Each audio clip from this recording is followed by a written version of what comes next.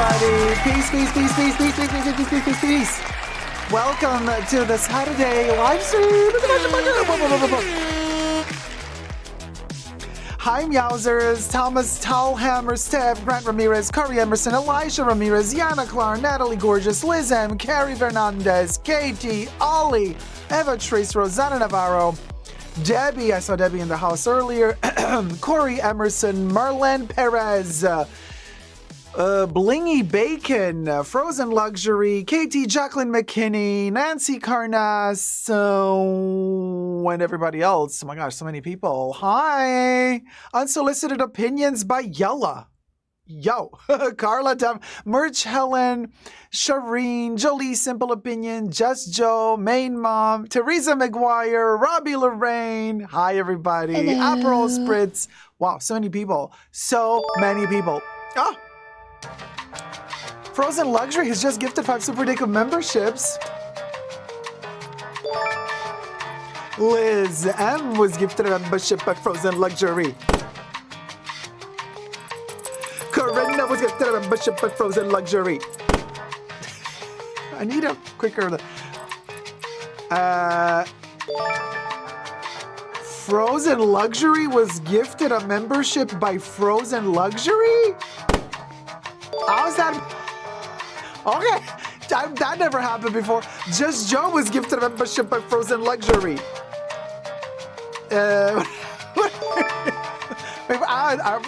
Main Mom was gifted a membership by Frozen Luxury.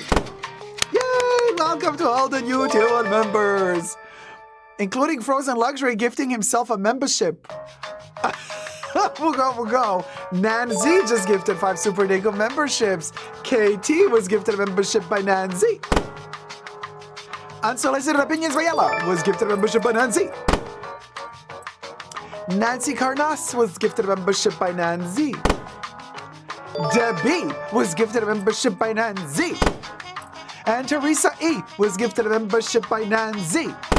Welcome to all the new 10 Tier 1 members, and thank you to Frozen Luxury and to Nancy for being so generous and gifting the Tier 1 members. Don't forget, every first Saturday of the month, also Tier 1 members get access to the pre-show. The pre-show is every Saturday, but every first Saturday of the month is also accessible to Tier 1 members and Tier 1 patrons. Every other Saturday... we're falling apart here. Every other Saturday, the pre-show is only for Tier 2 members and Tier 2 patrons. Jacqueline McKinney, Dacob, love the brooch and your shirt. You look fabulous. Thank you so much. Thank you so much, sweetie. Welcome, everybody. Kristen, hi, Kristen. Eva Trace, Natalie Gorgeous. Can we talk about how gorgeous your comment video was? Such a beautiful way of storytelling. Thank you, Natalie. Thank you so much. Stay tuned because Natalie's talking about a video that I posted to my Essentially Dacob Perfume YouTube channel. Go subscribe to me there as well while you are thumbing up this live stream. And also, don't forget, oh my God, okay, I'm going to forget, well, I already forgot what I wanted to say. Donated $10, brightening up my morning. Thank you so much, Anna Corlin, for the tip. Hit it, Bubbles.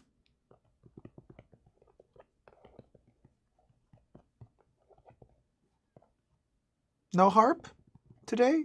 Bubbles? Bubbles? Bubbles? There you go. Cha, this ratchet AI. Hi, Audrey Jane. How's it going, sweetie? Louis Bertassi. Teresa McGuire in the house.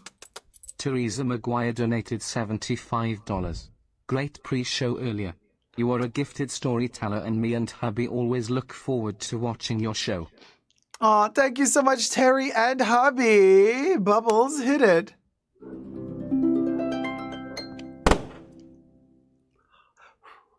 Yeah, the confetti, darling. Just a tip, just a tip. We harp for the tip. Thank you, Terry. Thanks so much.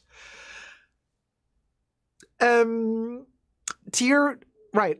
we're just coming out of a 3-hour pre-show. We had a live stream before the main live stream, and in the live stream, pre-show live stream, what we did was talk about a lot of things. What we say in the pre-show stays in the pre-show. However, some very special perfume videos are also shot in the pre-show.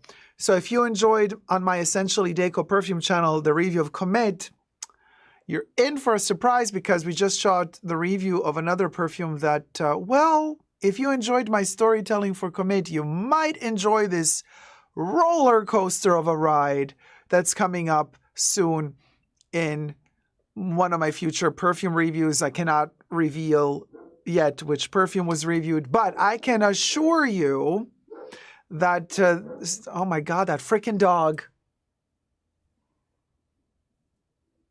Oh, now I got scared. Now it stopped. It was barking. Okay. So where was I? So be sure to tune in to check out the perfume video review that's coming out soon. So it's going to have a lot of storytelling as well, and it is taking us on a journey through time. We'll go. Thank you, Debbie. Barbara Shioka, thank you so much, my love. Barbara Shioka donated $20. I am happy you are feeling better. Yes, I am feeling better. Thank you so much. Bubbles hit it.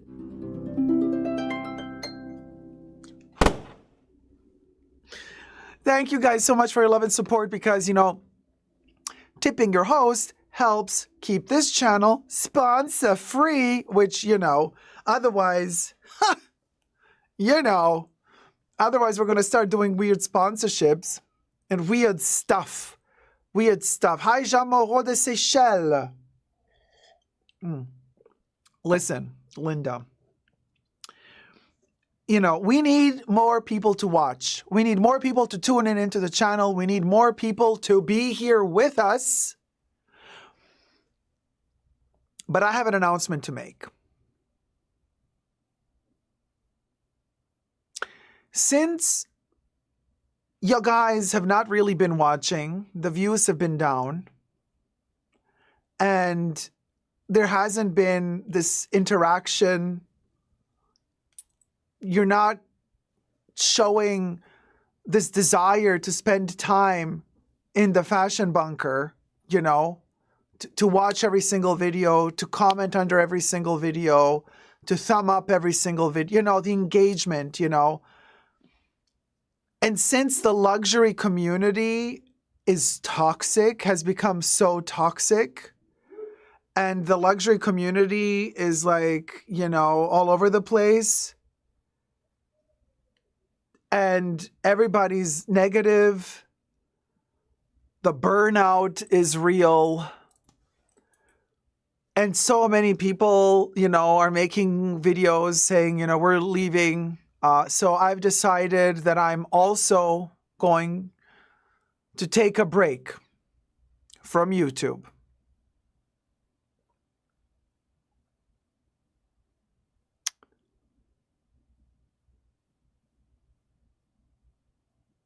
Until next Wednesday when we live stream again, midweek. So there you go. See you all. Yes.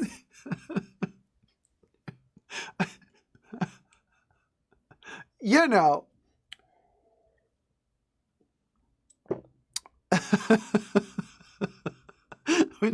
Until next Wednesday or Thursday, because sometimes I don't wake up on time. But, you know, there you go.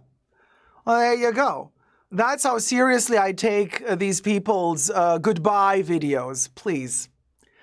Listen, Linda, it's another story if you got, you know, health issues and, you know, hey, we've all been there. That's fine. But you're leaving YouTube because you're not getting the attention that you're girl. Whatever. So anyway, please. Oh, please. Please. Natalie Gorgeous says, shame. Natalie. Oh my God. We'll go. Please. Frozen Luxury says Australia could never. Liz M says, I stopped breathing. Corey K says, phew, you're not leaving us. I just had a mini heart attack, says Shireen. Cha. Audrey says it's embarrassing. We all know they are not going anywhere. Exactly, Audrey. This is all just for attention. Attention seeking. And commercial, promotion. You know, and then everybody talks and then, oh, hi, I'm back. Oh, please. Nancy. Nans donated $10. Please, please, stay. We love you. I stay and I say namaste and I'ma see yay next Wednesday. Oh, the rhymes. Hit it, Bubbles.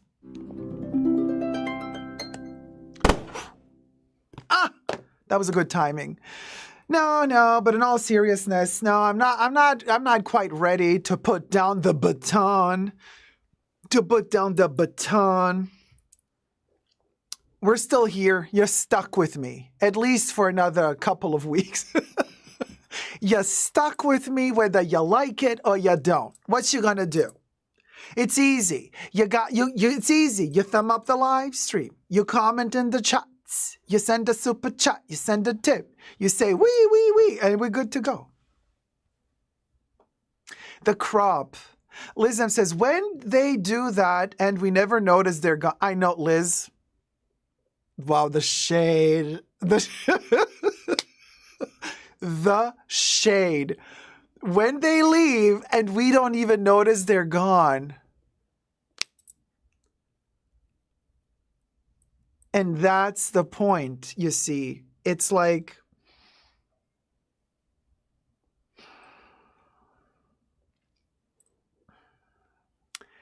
weigh your eggs and breads and carrots in your basket carefully.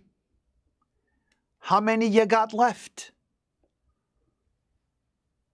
Are they weighing you down? We'll go. Or not. Or you think they're heavier than they are. Grant Ramirez, thank you so much, my love. Donated $10. Hit it, Bubbles. Thank you, Grant. Thank you so much for the love and support. The more tips we get, the less sponsorships we're gonna have to use. Dacob, do you have any comments on that security guard manhandling those celebs on the Cannes red carpeta? Lynn Cho, I look forward to your videos. I learn a lot about luxury goods from you. I don't buy luxury goods as I can't afford it. Thank you, Lynn. Thank you, El Boogie, for becoming a Tier 2 member. Or renewing the membership, shall I say, because I see the bottle is almost half full. Katie says, oh, the new emojis I was always looking for before I was gifted the membership. There you go. Now you got the new emojis. Natalie. Dacob, do you have any comments on that security guard manhandling those celebs on the Cannes red carpeta? Now, you're talking about the ex-Destiny's Child member. What's her name? What's the name of the Destiny's Child? What's her name? Oh my God, what's her name? Not Beyonce, the other one. Kelly, right. Kelly. Was it Kelly or the third one? Kelly Roland. Okay. All right. Well, here's the deal, you guys. Is this worthy of a video? I need a yes or a no. No. So, okay, so I'm going to tell it to you and I'm going to tell it to you quick. Whichever idiot online saw that scene of Kelly being pushed and then like, oh my God, how dare they touch Kelly? How dare they push Kelly? Okay, first of all, take it from somebody who has been to the Cannes Film Festival, because I was there shopping for my shopping. It's lingo, technical lingo. I was trying to find a distributor for my movie Art Lovers Unite with Vivienne Westwood and Patrick J. Thomas. Take it from someone who's been to the Cannes Film Festival, to the Cannes red carpet, to the movies, you know, staircase. There's several red carpets, but the main red carpet, staircase, side red carpet.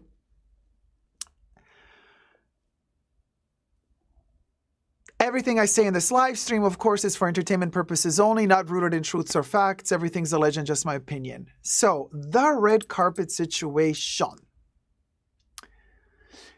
Everybody's super quick to call out the white blonde lady who's pushing the black chick to go quicker on the carpet. Oh, the Karen of it all. Okay. I can tell you that there was no race involved. There was no, oh, how dare Kelly stand there, geet inside of the cinema. It's a liability, that staircase. Everybody, before the main stars of the event, in which case the entire red carpet is cleared for them, that's an exception because, first of all, the distributors of the movie, of said movie that is premiering on Cannes, and the stars of the show are coming, or the two main actors or actresses are coming. Then the red carpet is cleared. That's a special thing. But there's a ton of actresses and actors who are going to see every movie, and they're climbing up and down that red carpet. Now, you gotta keep stuff moving. On the stairs, you cannot stand. Not for long, because they gotta move. And also because if you stop moving, conglomerate of people surrounds you, you block everything. It's a safety liability as well. And also, no photos allowed on the staircase. Period. They don't care who you are. They don't care who you are. President or presidentessa of ma bubessa. We don't care. Get, move it, keep it moving, because we got a show to do. Period. Okay.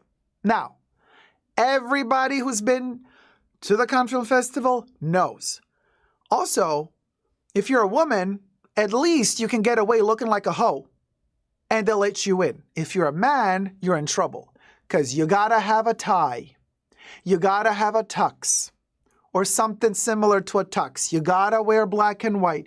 You gotta have the fancy shoe. As a man, you do not have the freedom to wear whatever the F you want to wear. If you're a woman, you can do whatever you want. So for men, also they're going to push you.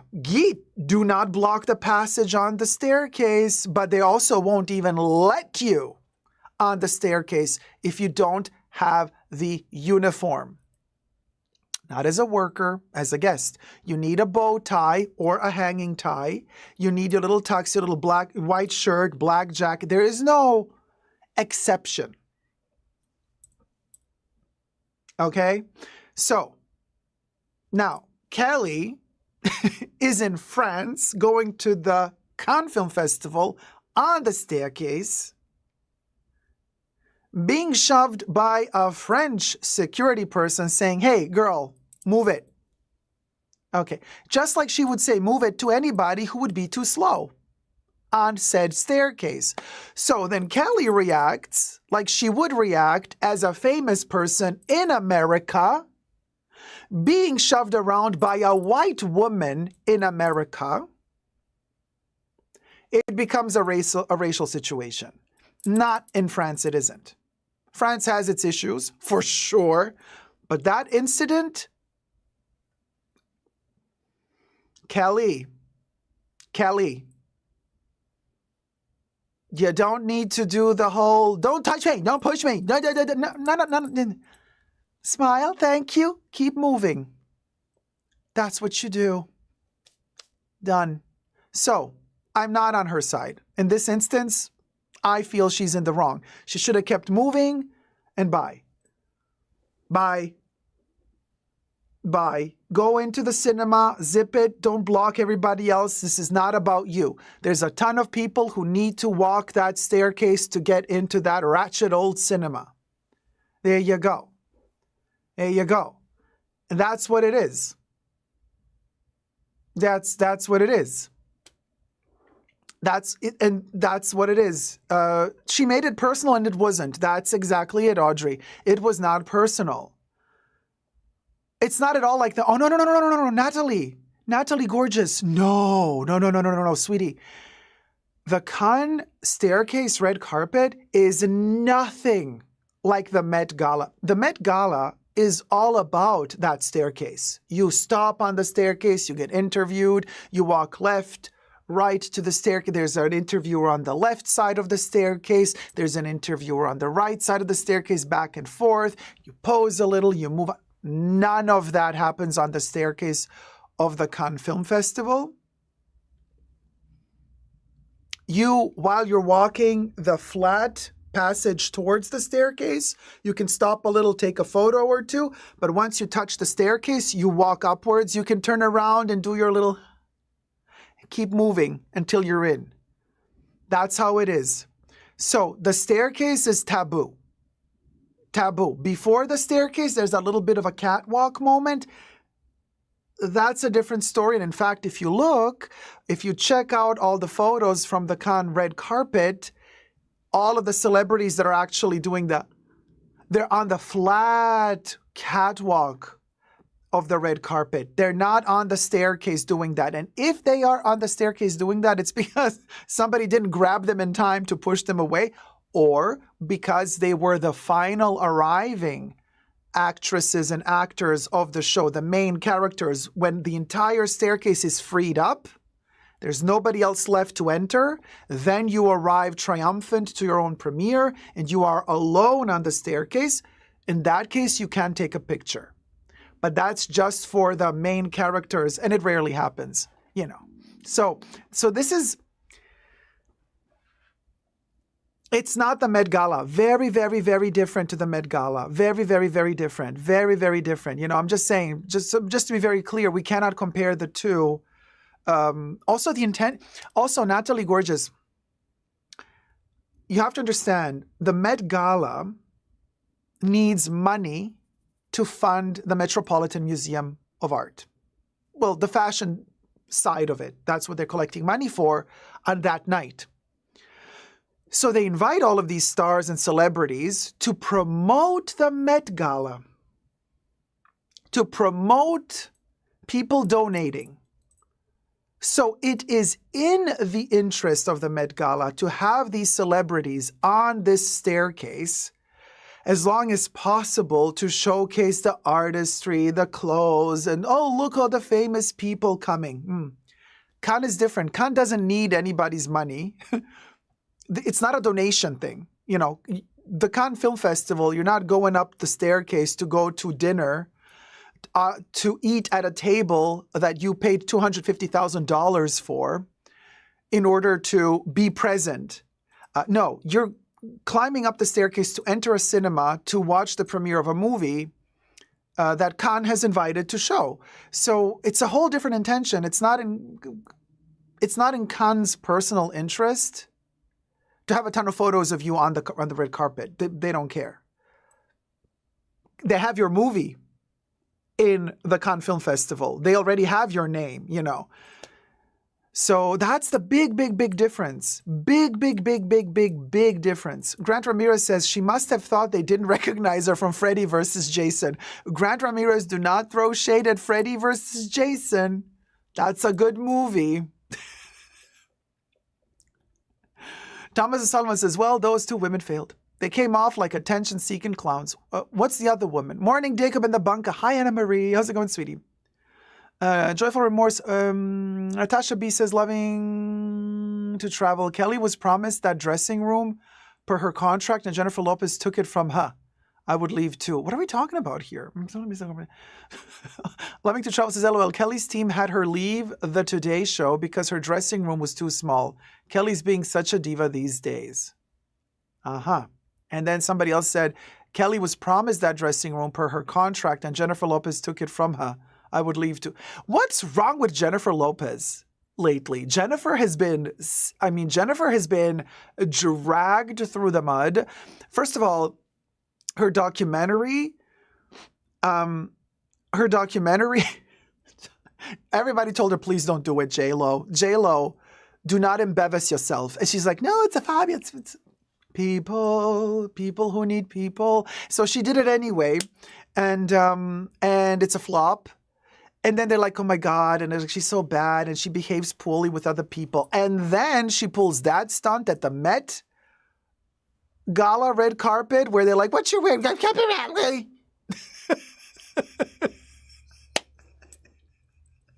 She was like, she reacted like one of those witches. Like, really angry. I mean, and the person was, the interviewer was like, J-Lo, what are you wearing?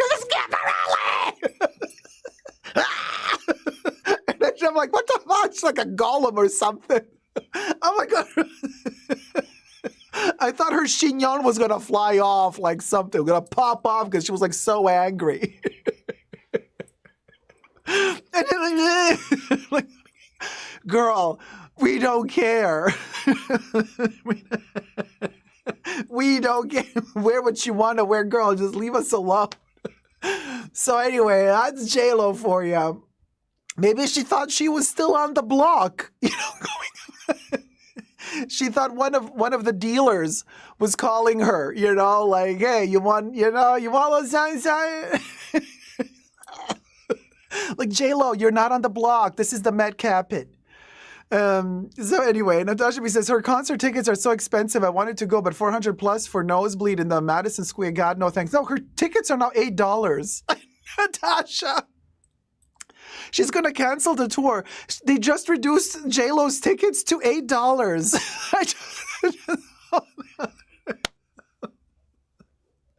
I just saw it yesterday. You can get tickets, whatever shows are left. I mean, they're gonna cancel. Like, nobody's buying. $8.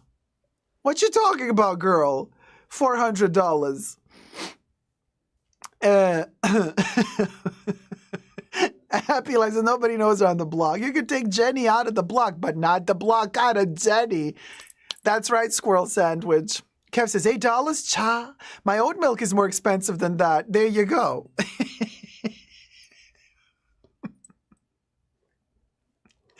Yeah, not $8 in New York City, says Natasha. Well, who knows? J-Lo with Christina Milan. Christian.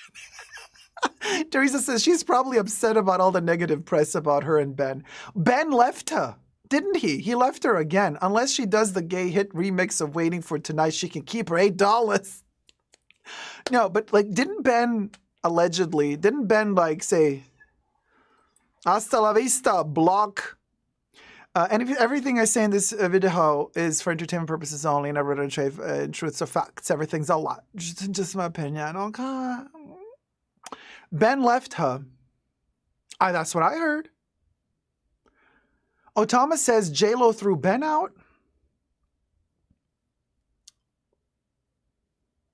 Maybe they threw each other out. Was that another publicity stunt, the marriage? Kev, I mean, what isn't a publicity stunt at that level when you're that famous?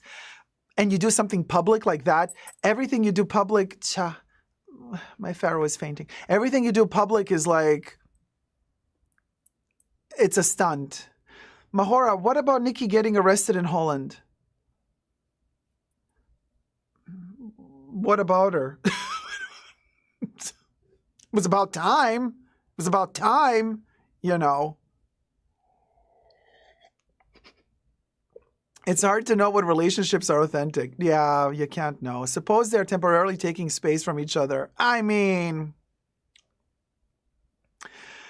and to quote Nikki herself, anyway, so ciao. Cancel culture, Robbie. Cancel culture. Where is Baby Yoda? Well, Chiara Andrea Alessandra Steinberg. Jeez Louise. Yeah, couldn't you choose a bigger name? Baby Yoda is in Chiara Andrea Alessandra Steinberg's castle.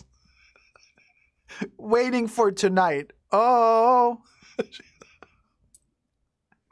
J-Lo got mad. Ben told her not to make this documentary, and then he said, I told you so. And then she got mad and kicked him out, allegedly. I made all of that up. Oh, okay. She's already out, says Natasha B. The politest arrest ever. Politest? Who's Nikki? I don't know her. Very Mariah, Patrice, yes. Loving to Travel said J-Lo is just unlikable. I mean, she could work a little bit on that likability. She could work on that likability. She could be a little bit more from the block, if you know what I mean. But yeah, Ben always looks so miserable when he's with her. When does Ben not look miserable? Carla. He always looks miserable. Joffrey Moore says, cancel culture isn't real. People have the memories of gnats. That's why Jeffree Star is still out here after all the stuff he's done. Good point, Joyful. Yeah, F. Del Mar says they are divorced. Aha. Cinnamon Roll says, I thought they remarried. Cinnamon Roll says, I'm still Stunned? What does stunned mean? That he left stunned maybe. That he left Jennifer Garner. She's so nice, beautiful for J-Lo. I mean, WTF. Well, J-Lo is beautiful too, but it's the character. Thomas Hassan says, J-Lo has hit a very bad patch. I have a little empathy, even if she's, see ya.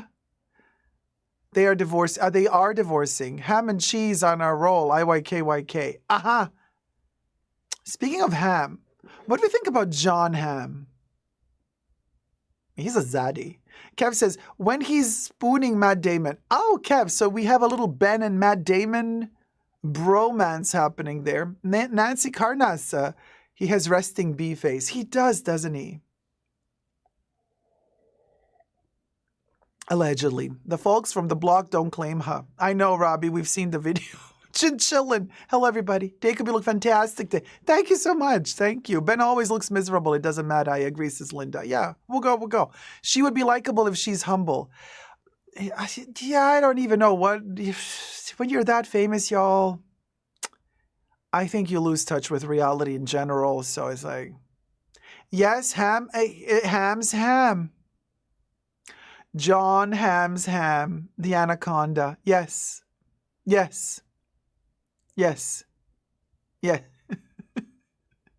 Ben has PMS continually on the rag, allegedly. Don Draper, forever swoon? Ben told her, I'm not going anywhere. Ham is super handsome, says Jolie. Eggplant, LOL. Natasha! Dacob, explain the second beautiful new bracelet on your wrist, loving it. The second beautiful new bracelet. It's not a new bracelet. This one. No, I've had this one longer than I've had this one. This one I've had since 2013, 2014. I don't know. I've had this one for 10 years now, maybe. This is also a chandancre, but it's a stiff one, with the chains not moving. And this is the chandancre with the moving links. Yeah, so this one has been in my collection for a long time. My tongue is better, Tina. Thank you so much. Yes, it's almost healed. Frozen Luxury says, she's super humble. Drives away in a Maybach, the car. I can't remember how to pronounce it. Corey says, if I were Ben, I'd be pissed. She totally disregarded his feelings about the messages he sent her. Yeah, I'm not that deep into this relationship. I have no clue what you're talking about. But okay, I agree. Bonjour, Dacob and Fashion Banca. Bonjour, Brenda. Thank you, Chiara Andre. I love your brooch. Thank you so much. It's the Faceless Pharaoh. Faceless Pharaoh. You don't always wear it. I love it. Thank you. Jacqueline. Oh, you don't always. I wear this one a lot. This one I wear a little bit less. Also because it's a little bit, I'm scared of losing it a little bit more. So that's why. Do you own any crowns or, do I own any crowns or coronets? Crowns. Do I own any crowns? Do I look like Rich Lux to you? Like, why are you being so offensive?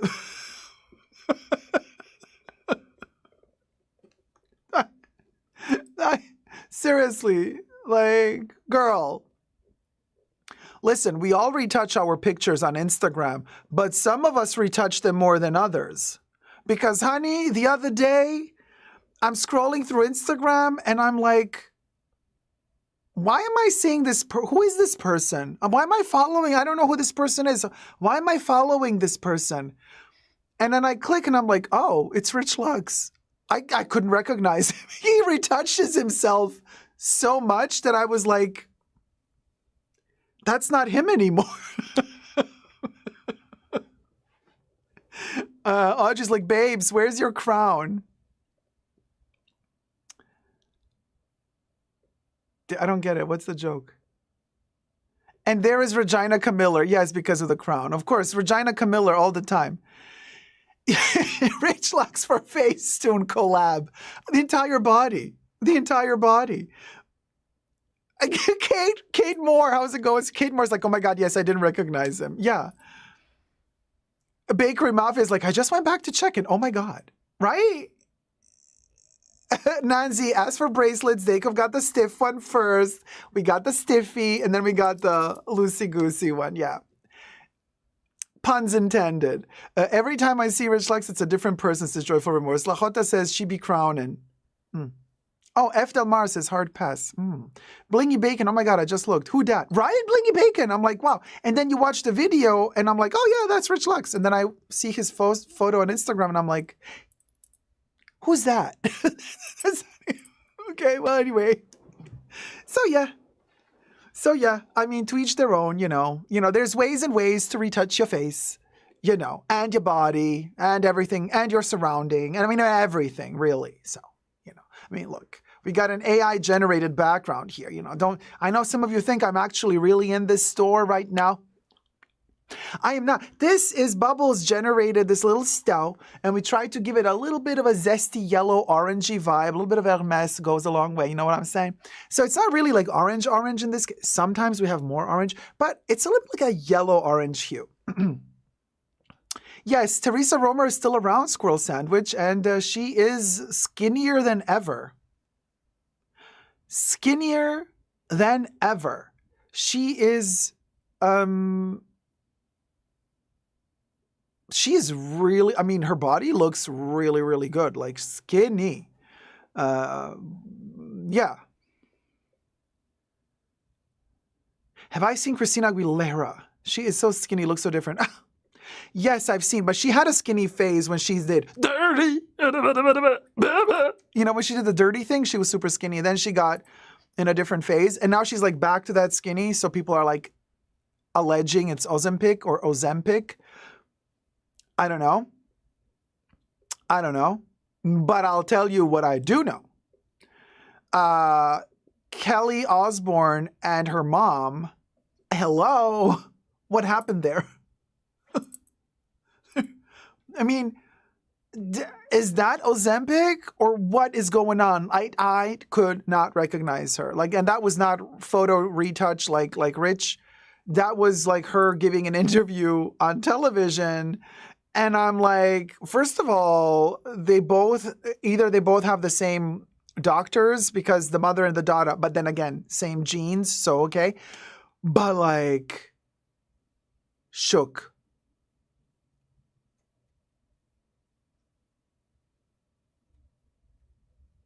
We have over 200 people watching, only 108 likes. What gives? Thumb up the live stream. Shall you? Kidmore says, for sure, Ozempic. I don't know. But I can tell you this. I did not recognize her. And Kelly, girl, with all due respect, you looked much more youthful and perky when you were a little bit more round. Now that you have, I don't know if they've extracted her. You know how they can operate the cheeks? Like they can take out the fat from the cheeks, or I don't know what they do. And then you go like that. I'm like, she looks so much older now. She shouldn't have done it. I mean, when she was a little bit more puffy, she looked, the buccal fat removal. Thank you, Kravi. I never remember that name. The buccal. Le buccal fat removal. Hai capito? Well, anyway, Meowsers, the bachelor fat removal. In a recent interview, Kelly Osbourne said that she did not do nothing to her face. Like she said she did nothing to her face in an interview. Well, she might not have done nothing to her face. Somebody else did, allegedly. But right, Kate Moore? Yeah, she lost her raisin or cherry. Yeah. Chinchillin. Damien, thank you so much, sweetie. Damien donated $10. Hi Dacob, Comet. Why the question mark? Well, hi, Damien. Hit it, Bubbles.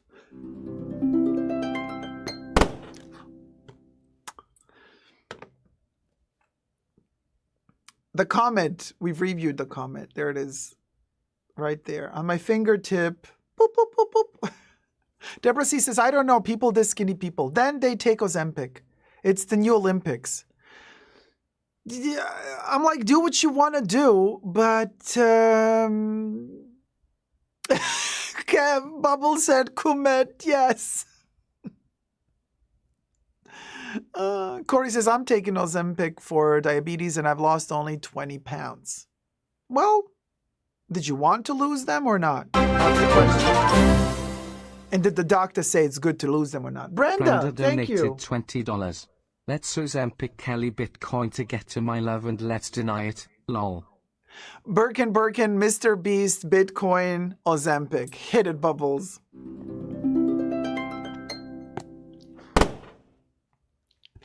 Thank you, sweetie. Thank you so much. Sharon said they both took it.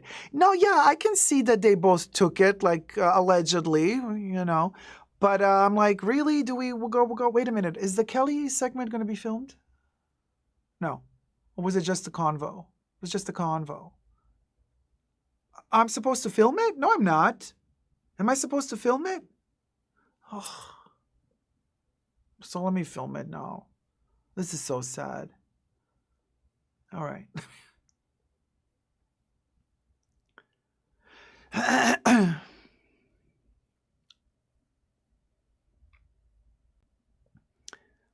Hi, everybody. Dacob here. Welcome back to the Fashion Bunker. Today, we're going to talk about Kelly Osbourne, the fashion police. This is a fashion luxury channel. So if it's fashion, we're going to talk about fashion. You know that Kelly Osbourne was at the Fashion Police with Joan Rivers. May she rest in peace until we get there because we love her so much. And then afterwards, Melissa Rivers, Joan's daughter, took over for a short period of time. Do you remember George Kitsy Blubbabliss and whatever Miss Thing? And then Juliana Rancic.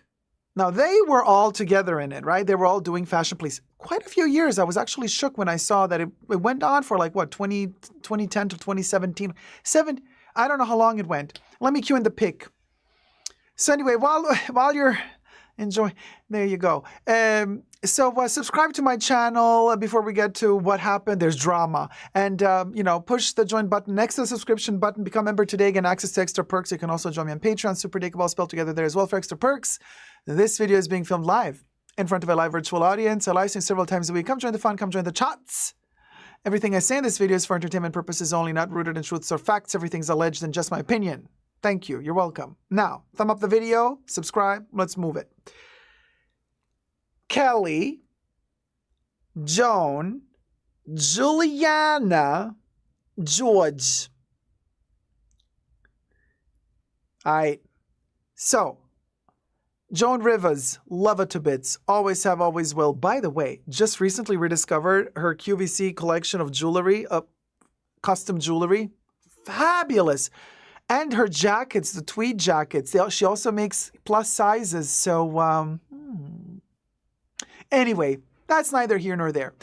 Kelly Osbourne, who you might still recognize in this picture because it's pre-Ozempic time, allegedly, because have you seen her lately? Unrecognizable the woman has become to me.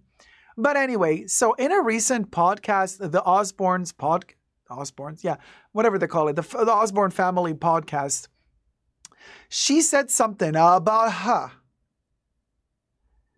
Kelly, about Juliana. So apparently there was a falling out between the two. So there was an issue. So basically, Kelly also has a brother, from the MTV TV show, right? Keeping Up with the Osbournes. No, it wasn't called that way, but to me, they're all the same. It's just another dysfunctional family, just like the Kardashians. But so anyway, Kardashian, tomato, Kardashians, Osbournes. But so Kelly's brother apparently in the podcast, and I've been reading several articles, so they might have made a mistake, but apparently he thought that Kelly made a remark about Zendaya back in 20-something on the red carpet when she had like all the Rasta hair. And so he said like, yeah, so Zendaya's angry at you for saying, look at her on the red carpet. She probably smelled like she reeks, like just the vision of her Rasta hair makes me think like she's somebody who reeks of patchouli and weed. And like, that's why you got canceled. And then she said, no, I didn't say that. She said that. Juliana. So Juliana said that once she was like reviewing the red carpets. She said that about Zendaya and her Rasta hair. And then Zendaya was really angry about that. Said like, boy, way to, homogenize everything and make it sound like everything is such a cliche. So just because I got Rasta hair, like I have to like smell of weed and patch. So then she got canceled for it, and then she apologized, but she did that lame-ass apology saying, like, I didn't say nothing to apologize, nobody. It was not my intention, but of course I understand that words have higher, meaning than what the intention is behind what I said. So I will say like after half an hour, she's like, I'm sorry.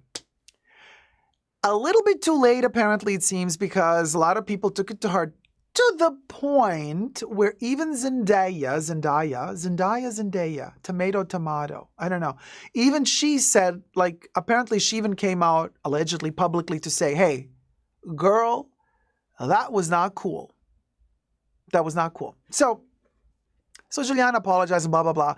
What's the point of all of this video right now? The point is that Kelly went for the jugular because she responded to her brother talking about Juliana. She said, I haven't seen her in like forever. And then she double dipped, or she went there, and she said, she doesn't exist to me.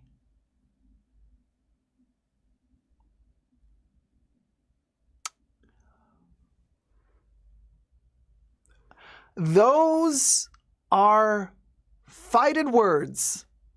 Those are fighting words, really. And then, of course, she tripled down and said, but Joan Rivers, I love her. She was like a mother to me all those years we worked together. I learned so much from her. She was a mentor to me. She was like a second mother to me. But Juliana Rancic, she doesn't exist to me. Blingy Bacon says she pulled a Mariah. Well, no, but you see Blingy Bacon in the chats, Blingy Bacon. Blingy Bacon, those are my people. Like Blingy Bacon. Who else would comment on my channel but Blingy Bacon? It's different. Mariah, yes, Mariah can be that quirky, funny diva we all love. She would have Mariah would have done it elegantly. Mariah would have said, I don't know her. But that's different. It's different to say I don't know somebody than to say you don't exist for me, because that means I acknowledge like who you are, but I loathe you so much that I'm gonna nuke you in this interview or in this public state. I will nuke you. Like, you're obliterated. You do not exist. It's very different to saying, I don't know her. She exists, but I don't know her. I don't care about her. And it's totally different saying, you do not exist for me. You know what I mean? She's angry. Is it the Ozempic? Is she not eating? Maybe she's very nervous.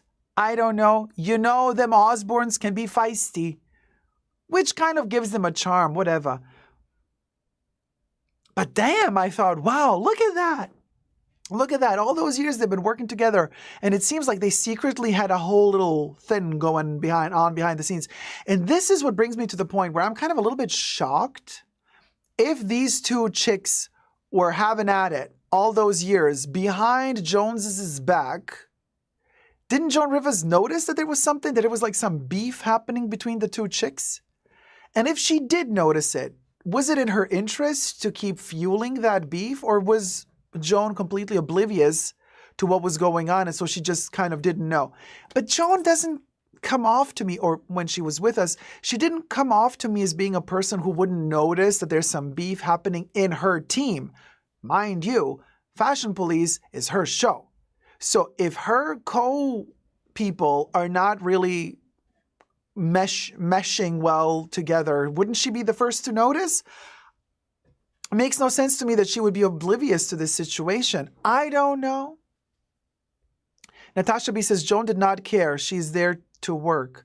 Yeah, but you want to work in a positive environment. I don't know. Kev says, Joan was probably too busy writing jokes and selling on QVC. Cha the shade. Well, bizarre. Because if the thing was going on between Kelly and Juliana during Jones's life, I'm like, really, Joan? Well, we'll go. If not, maybe they developed the feud posthumously, possibly, Let me know down below. What do you think about what Kelly said? Was that gross to say it publicly, or was it like, who cares? Because honestly, also poor Juliana, it's not like she doesn't exist to, I'm not going to pull a Kelly now and say she doesn't exist for me. But Juliana, when? Who? When did she last appear? I don't know. Let me know down below. When did she last appear? Anyway, thumb up the video. Too much toxic drama, says Master Singleton. Yeah, there you go. Oh, Kev, did Joan even want to work with them, or was that E's decision? Who knows? I don't know. Let me know if you remember. If not, thumb up the video if you remember, and subscribe. Never give up on love. Bye. So yeah. Oh, God, I have this thing. I just hurt myself. What the hell is going on with me? 330 people watching. Thumb up the live stream. We only got 128 likes. Come on, we're going for 400 people. We're almost 400 people in the house. We only got 128 likes. Thumb up this video, shall you? Because we got stuff to talk about. Where is the stuff? So Kelly Osbourne, you know, that was such a video. We can also talk about Bethenny. You want to talk about Beth? Or, no. I mean, well, let's do it. Or should we do Louis? No, let's do Louis first. Good morning, Velasquez. Hey, Winter Rose with our burgalettes. Tina says, LOL, Ozzy Osbourne looks zoned out zombie just sitting there like a prop on their podcast. I saw one or two. They are not my thing. Yeah, no, it also,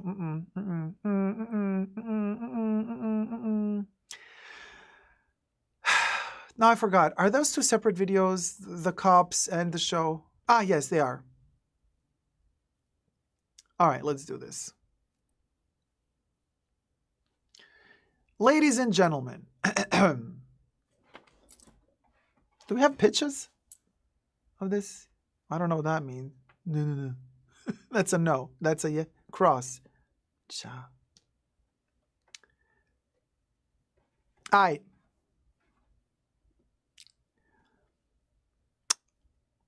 Hi, everybody. Dacob here. Welcome back to the Fashion Bunker. Louis Vuitton did it again in Barcelona. In Spain, and they were showing their cruise collection, like, we'll go, you know, and I guess Bernard knows, like, oh, cutesy. Bernard with his 50 kids, I don't think he's that gay, but hey, you never know. They're French after all. They enjoy all the flavors of life, you understand. So allegedly, of course, everything I say in this video is for entertainment purposes only, not rooted in truths or facts. Everything's alleged and just my opinion. So they kind of, you know, booked out the entire famous park in Barcelona. Forgot the name. I would butcher the pronunciation anyway, so we'll go. And so they blocked off the Kappas, the Fuzz, private security. I mean, we're talking for over a week or even longer. They literally treated that public park as if it was private. Okay, to prepare it for the show, for the VIPs to arrive and everything. So the inhabitants surrounding that park area that lived in all the buildings surrounding, they were upset. And they were like, you know what? No. First of all, the guy who designed the park, was it Gaudi or somebody else? He said, I'm donating the design of this park to the city, but under the... allegedly now, because this isn't one of the many articles that I read on the topic. They said that one of the reasons why this park was even allowed to be made, and this is one of the most beautiful parks in Barcelona, like tons of tourists come to visit it, condition for the artists to donate the design of the park to the city was that this park be maintained public property, that nothing to do with this park was done for profit, so that everybody has access to it and that it is not used in any way, shape, or form or capacity for commercial profit. I don't think the city of Barcelona gave Bernard Arnault the park for free to use for an entire week of prepping for the show. But also locking it off, closing it off, and also why the people were complaining in the surrounding area. Apparently, a lot of the parents that were picking up their kids from some school nearby or something, they had to show their documents, passports, before they were allowed access to any of the buildings, including the buildings they live in. Now, talk about limiting your freedom for the sake of a frickin' Oompa Loompa fashion show. No, I would be pissed as well. Sorry, Bernard Arnault. I would be pissed as well. Subscribe to my channel if you haven't already. Push the join button next to the subscription button. Become a member today. Get access to extra perks. You can also join me on Patreon. Super Dacob all spelled together there as well for extra perks. This video is being filmed live in front of a live virtual audience. I live stream several times a week, so come join the fan. Come join the chats. Thank you. All right. Hi, Coach Ators. So the people started protesting. In the meanwhile, so the people started writing these texts like saying, like, hey, you're not letting us live. Plus the city of Barcelona, how desperate are you for money? Like, it's this area of the city has already been targeted by tourists. We already don't have a private life anymore. We, the citizens, inhabitants of this said area. But now you're also bringing this trash of a shenanigan of a show. And you're blocking us off from our life for at least a week. And on top of all of that, while they were protesting, Louis Vuitton's team that is building up this, shit show, damages part of the park, damages part of the construction of the park, like from a staircase. They like kind of chipped off a bit of the stone and the rock. Who cares? The important thing is that Mr. Bernard Arnault keeps making his billions. That's the important thing. This fashion show needs to make Mr. Bernard Arnault many millions. That's what matters. We do not care about the cultural riches that belong to the city of Barcelona, that are in public domain for everybody to enjoy. We don't care about that. I don't care about you, plebeians, okay, who barely can make ends meet. You shouldn't even be allowed to enjoy a free park. But I, billionaire du jour, I need to make my billions. So how dare you try to stop me from blocking off the city park for at least a week to build up my fashion show, to work for my empire, because I am a billionaire and I will remain a billionaire forever. Like, this is the vibe I'm getting now every time I look at Louis Vuitton. It's really become disgusting to me personally. Okay, allegedly. So this thing gets even worse because the people are so done with this situation. Also with the city selling out. Because you understand, people vote these idiots into power and then these idiots sell out. You see, because they gave the permission for something like this to happen. So the people take to the streets, and on the day of the fashion show, they're like protesting. They have those cards, saying like, we're poverty, blah, blah, blah. I don't know. There's like several sentences that they wrote on their cards, and they were being vocal. They were shouting. They were saying like, when you boycott an event because you're sick and tired of this shit, right? Now, the problem is, the protesters carried placards that read, "Your luxury is our misery." I find that genius. Genius. Can we make a t-shirt? Can we make a t-shirt? Your luxury is our misery. I find that genius. So the neighborhood isn't your catwalk, they also wrote. Okay. And I'm crediting for, well, these are people, I don't know who wrote this on their own little thing, but the article that I'm reading from is The Guardian. The Barcelona police criticized for a Bethenny charge at protest over fashion show. So as the people were protesting, the cops, and I'm like, how dumb can you be as a police officer? I mean, don't you understand you also live in that same city? Yes, I know it's your job, but really? Because then the cops started hitting the protesters. I'm like, why are you hitting the protester? The protester is there fighting also for you cop, who also lives in that city. They're fighting for you too, and instead, no. Yes, Master Singleton, it's Park Güell, or however you pronounce it, in Barcelona, Spain. Squirrel Sandwich says Louis Vuitton is giving Cruella de Vil vibes. Oh, totally. And so the police said in this attack, 7 police officers were injured, but none seriously. No demonstrators were harmed, allegedly. Okay. The Louis Vuitton show named Cruise 2025 in a nod to the America's Cup sailing competition that is being held in the city this summer attracted celebrities such as Pharrell Williams, Sophie Turner, Ana de Armas, and the former Barcelona football coach Javi Hernandez. Bernard Arnault, the CEO of the luxury goods group LVMH, and, according to Forbes, the world's wealthiest man, was also present. The hosting of the show, along with the America's Cup, is part of the newly elected city governments. And you see where the cookie crumbles. Strategy to attract wealthier visitors.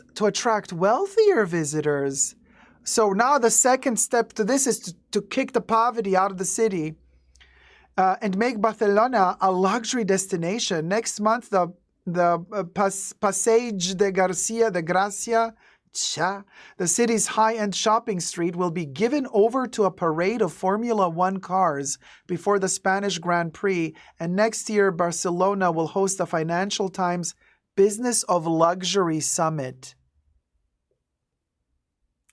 This is embarrassing. This is so embarrassing. Amiral Serra was not impressed by the argument that such events would attract quality tourism when the issue was not who, but how many. Even the tourists complained that there are too many tourists, he said. The problem in the case of the catwalk is twofold: passivity and impunity. He claimed the city had fallen over itself to accommodate the event and failed to inform residents or even to comply with its own bylaws, which state that the park designed by Antoni Gaudí can only be used for non-profit making, scientific or educational events. Part of the park's famous staircase was damaged while setting up the fashion show. Park Güell is one of the, sorry if I'm butchering the name of this poor park, is one of the most over-touristed areas of the city, and last month the local authority had a bus route to the area removed from Google and Apple Map apps after local people complained that they struggled to get home because the buses were full of tourists. Brenda Romero says, that's horrible. City is selling out, says Velasquez. Corey Emerson says, I'm glad that the people of Barcelona are protesting. However, no one in the government or at LVMH is going to give a rat's ass. Let me know your thoughts down below. Subscribe, thumb up this video. Love you loads. People, wake up and smell the coffee. Never give up on love.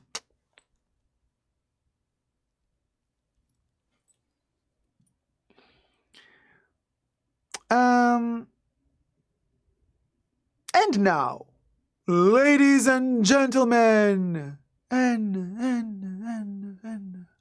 thank you all for tuning in. Are you having fun? Are you enjoying the show? Well, guess what? Thumb up the video. You know, we got over 300 peeps watching. And we got like 2 thumbs up. Come on, guys. Thumb up the live stream. We got something for you. Yes, we do. Yes, we do. We got 400 people watching. 400 people watching. 158 thumbs up. Come on, I want to see 400 thumbs up. If 400 people are watching, you're not paying a dime to see this.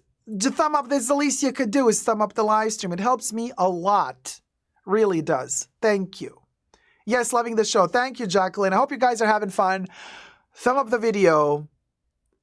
And if you are in the rewatch crew, don't forget to help out the channel by commenting down below the timestamp for every new topic that begins and the title of the topic, you know, what's it called? So that helps me later generate the chapters. Now, Kate Moore is usually on it, but I can't expect Kate Moore to always do it for us. Thank you, Katie, so much for having helped the fashion bunker out in the past weeks. That's really very generous of you to type out all of the timestamps. But just in case somebody else wishes to help as well, please feel free. Oh, Katie, my love, thank you. Very kind. So now we're gonna listen, Linda. What's all the fuss about? What is all the fuss about? The Louis Vuitton fuss? What's the fuss about? Oh, Josephine Way just gifted 10 Super Dacob memberships. Thank you, Josephine. You did bubbles.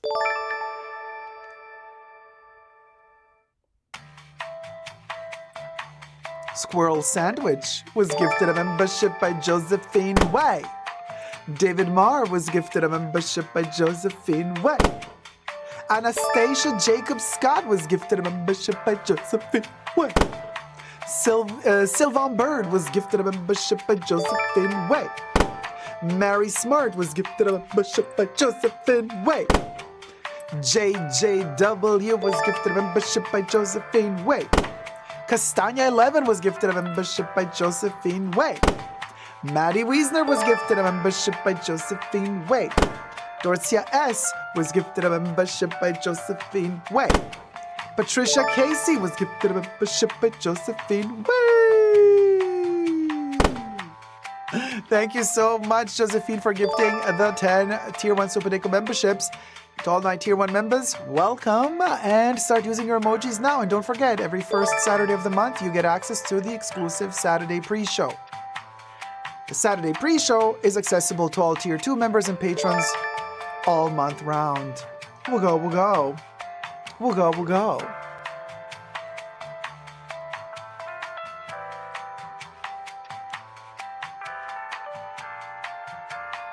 Okay, Bubbles. Bubbles is like la-di-da. Zip it. Oh, swear to God, that AI. All right. This sort of thing is why so many young and hip Parisians won't be caught dead wearing Louis Vuitton. But the brand existed before Bernard Arnault did the dirty takeover. And this is also one of the reasons why I like to buy the old school stuff, not the stuff that Although we doth hath sinned, but not too much. I'm not buying no Pharrell designs, though. Thank you. Now, if Takashi Murakami were to come back, going to be difficult for me to resist. Now, we've seen the travesty and the tragedy that has been the blockade of Barcelona by LVMH. But at what cost? What's the show? What's the show? What did they torture the citizens for so much? Was the torture of the citizens worth it? Was the fashion show so good that we can now say, yeah, you know what? A couple of people protesting and getting beat up by the cops, it was all worth it because this fashion show is a miracle. A miracle. Really? Well, I'll be the judge of that. Actually, we're all going to be the judges of that. Why? Listen, Linda, we're going to watch the show together right now. Yes, we are. Yes, we is. Hi, Dean DiCaprio. Dean DiCaprio says the show was horrible. Oh, Papi, how are you so beautiful? No, how are you beautiful? I wish I was so beautiful. I added the so. Ad-lib. Oh, hi, Heaven. Okay. The show looked like a Balenciaga show, says Louis. Cha, don't mention that devil's name here. Anastasia says, gagging. Thank you so much. I always watch the show, like the news while I'm working. We'll go. Anastasia, baby, I got you covered. As long as you thumb up the live stream. Thumb it up. Still traumatized by Chanel's cruise show. Velasquez, oof. So am I. Really. I got indigestion just watching that crap. So, no, it was not PETA, Tina. No, it was just people. Regular. The folk. Money blinkers on, Lynn. Oh, Dina Capri says, you are what we say in Portuguese, gatinho, like a little kitten, little male kitten. Well, we'll go. So listen, Linda, we're going to watch the show now. So, of course, the show the video is from Louis Vuitton's YouTube channel. So we're going to review it. So it falls under fair use. As always, I changed the music because the music was copywritten, so I'm going to play just like some copyright-free music as we review the show. So let's watch the Cruise 2025 Louis Vuitton show. Cha. Oh, I thought we're not filming this.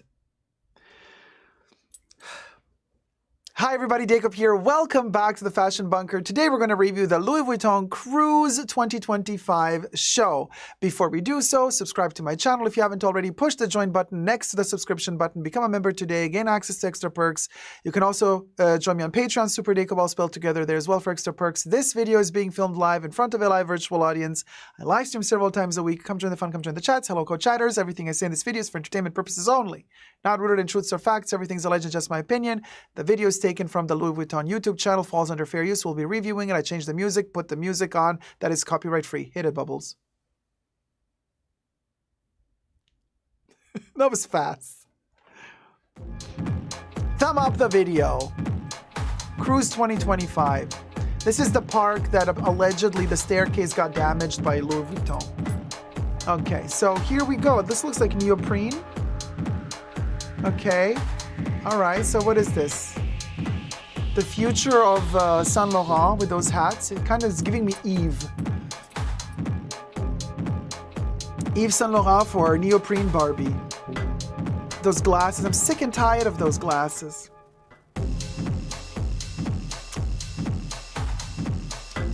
Okay, so we got holographic boots.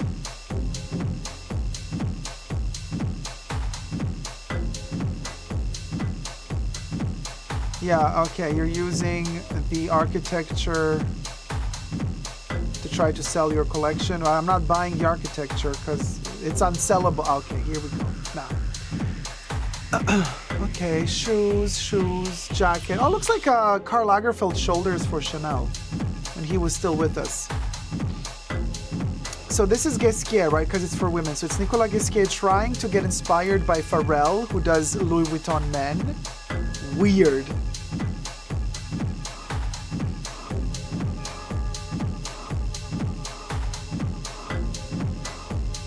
Yeah, so we have these jackets, these bags. Oh, okay, that's crocodile or alligator. Look at that dark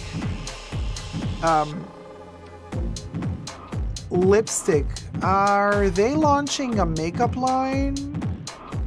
I think somebody said already. Have they already launched the makeup line? Or are they going to launch a makeup line? Or are they using... Whose lipstick are they using? Okay, these little metallic bags, whatever. You see, there's something stiff about Louis Vuitton clothing. It just never hits right for me. It's just something about the way that Louis Vuitton's clothes are designed. It never attracts me. I mean, some pieces look editorial. A lot of this is referencing the 80s. You know, the holographic boots, whatever.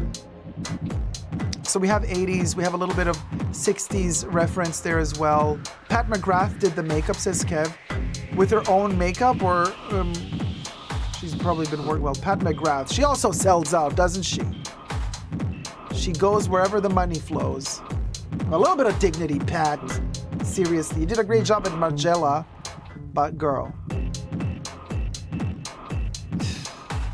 Yeah, I mean, okay, oh, you know, the color of that boot is not bad, you know, the shit fly, that metallic green, kind of cool. But it's all stuff we've seen already combined from different brands, different eras into one. And it's all very stiff. None of it really flows. None of it looks comfortable. I hate these like over-the-sized pockets just poking out from the side. Probably a belt that you can take off. But okay, and then the décolleté is so huge. Okay, this little fringy moment, kind of nice. I guess that could be comfortable. Don't like the crisscross little pockets that you can take off. This whimsical little, you know, yeah, sure, you can put it on, take it off, cute, you know. This coat is okay. Why not? But I don't like this neoprene vibe, the shoulders. Cruise collection going to a colder climate with this little faux fur moment. Or is it a chinchilla? Is it a real one or a faux? No, those shoes. Okay, Nicolas Ghesquière is definitely trying to imitate Pharrell now. which is kind of sad, considering that Nicolas Ghesquier is an actual designer and Pharrell isn't. So it's kind of like, in my book at least, allegedly, it's kind of sad to see how Nicolas is kind of trying to mimic Pharrell's aesthetic when it should be Pharrell trying to mimic Nicolas's aesthetic, but to each their own. Maybe he's feeling a little insecure, you know? I always loved these bolero hats that are kind of, you know, this kind of 80s, 70s vibe. Loved them with Yves Saint Laurent back in the day. So sure, whenever somebody does one of those hats, I'm always there for them, but it's nothing that Louis Vuitton invented. You know, it's nothing that Nicolas Ghesquier invented. He's just referencing something and doing a good job at referencing. What the hell is this dress? Seriously? The poverty. But anyway, I don't know. It's all a sad story in my opinion, because, you know, he always tries to kind of get Bernard Arnault to let him do haute couture at Louis Vuitton, and he didn't get the go to do haute couture, at least not yet, as far as I know. Maybe I'm wrong. Maybe he's going to get to do it next year. But he always kind of tries to add a little bit of that vibe in some of the clothes, like a bit of the haute couture vibe in some of the pret-a-porter clothes, and it usually backfires because it doesn't really translate very well to reality. I mean, look at this and the knee pads on this outfit. Why? We don't need all this detail. We don't need all this intricate extra. Like, what is this? Tweed that fits terribly on the body. It's unnecessary, you know, all of these, like, the ornamental aspect of all of this, it's a lot. It's a lot, and it's not needed. This is Chanel. This is Virginie Viard. This is Nicolas calling Virginia, being like, hey, Virginia, can you help a girl out here? Can you, like, give me an idea for a... She's like, a bib. Make a bib. He's like, no, please, no more bibs. She's like, okay, then how about embroider some pastel flowers on something, make it look bougie. He's like, oh yeah, good idea, okay. And then the harlequin vibe, a little capelet. Who's gonna wear this? Just put your hands in it. What is this? Enslave your woman by tying her up so she can't lift her hands. Oh, it's an outfit only a man could have designed. Let me tell you. Because a chick would not have designed something like that. It's just, come on. Why do we need this? It's 2024. This is the thing, you guys, what we tend to forget often. We always analyze these shows as if they were their own reality. But don't forget, the longer humanity exists and the more fashion shows exist. Meaning, in the 80s, we still didn't have other 40 years worth of shows. Some of them shitty, some of them good. Now in 2024, we have 40 years more of crap to deal with than we had in the 80s. So it's like accumulating. It's more and more and more information. With every single season, more and more of this is made. And at a certain point, it's like, how much more of this do you need? We've seen it all a gazillion times. There's no more innovation in fashion. Fashion is dead, and this is living proof. It's like we've done it all. We don't know what to do anymore. So let's add an ornament in a place where we think the ornament doesn't fit, just to give the illusion of something new. You see what I mean? But it's also manneristic. It's also self-indulgent. It's useless. It's senseless. Unnecessary. You know. Also, the times we're living in, really. Who needs that? Who needs this baglet? Oh, it's so cute. It's an editorial moment. How many freaking times do we have to sit here looking for an editorial moment? Maybe the kids that are now in the teenagers that are realizing what fashion is, maybe for them this is fresh. But for somebody who has been dealing with this crap for decades, at a certain point you're like, oh boy. How many? I don't know how Anna Wintour does it. I guess the paycheck makes her hungry for more, because I'm sure she has a hefty paycheck. So she can sit at every show and she can take it. She can take it and she could just whatever. She's at the top of the world. So for her, it's a different situation for her. But for us mere mortals, okay, for us aspirational plebeians, it's like you're making fun of me. Look at this. This doesn't look good on a skinny woman. Imagine being chunky and wearing this. How are you going to look? If you're going to design for a female body, you should design for a female body to give value to the female body, to make the female body look fabulous, to make the woman wearing the piece feel fabulous, especially if she's going to shell out tens of thousands of dollars for this. Come on.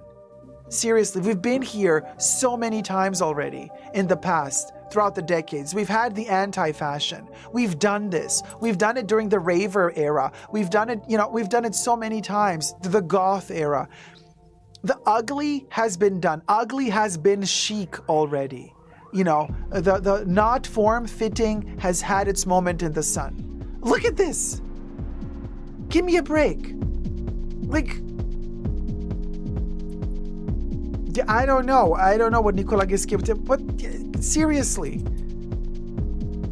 He's like, yeah, but the texture, the drapage, the folding, the drape, look at the... I'm like, no, this is a brain fart. You maybe had your brain masturbation moment when you thought you did something when you did this. But girl, it doesn't move past your own self-indulgent, egotistical vision of what you think is cool at the moment. Because it ain't. Just my humble opinion, And then you got all the Oompa Loompas in the front row and they're so proud to show them, like, look who we invited to the show. Good for you. Good for you. Is Emma Chamberlain there as well? Who knows? I mean, she's been working with one of the YouTubers gone rogue. And the belts are super strict. And then that corset, it's a cute corset, but like... The leather boots, yes, lovely. Very beautifully draped purple top. Sure. Very fashion graduate school, says Brenda Romero. Paige D says, anyone else thinking the cashmere toilet paper wedding dress vibe? Oh my God, and those shoes. And I don't know what's sadder. The clothes designed this way, or the people that one day are going to wear these clothes thinking they really did something by actually wearing it. Because this, to me, this is what a fashion victim is. When you end up actually wearing this. Actually not getting it for free. Look at the butt, please. And she's like skinny, and it doesn't look good on her. And they're really proud of this dress. They're showing this, the ugliest piece of the collection. They gotta show it at least 4 times. Look at this. It's so bad. I mean, look at her body. It's deformed in this outfit, and she has a beautiful body. Like it's like he worked extra hard to make a woman look ugly in a dress. Come on. Seriously. And then, I mean, Deb Shops says, you're right, Dacob. Most people are fashion victims, not us. But then, what's really saddens me is then later, when somebody actually buys this, and then they're like, they're gonna act like they're unapproachable queens of the Stone Age. Danielle M says, soon influencers will be sweeping the streets with those shoes. Yeah, at least the streets will be clean. Shani D says that dress looks like she needs a good wax. What's she gonna do here? Take off? Now she's gonna fly. She's gonna spread her wings and fly. She looks like a beetle. And that little dress, that little skirt with the little applique, shiny glitzy flowers, please. Contrasting the mattified top in green. It's the belt here. It really, no. I could live with that top for a moment. But not that top with that skirt and then the belt in between. It just...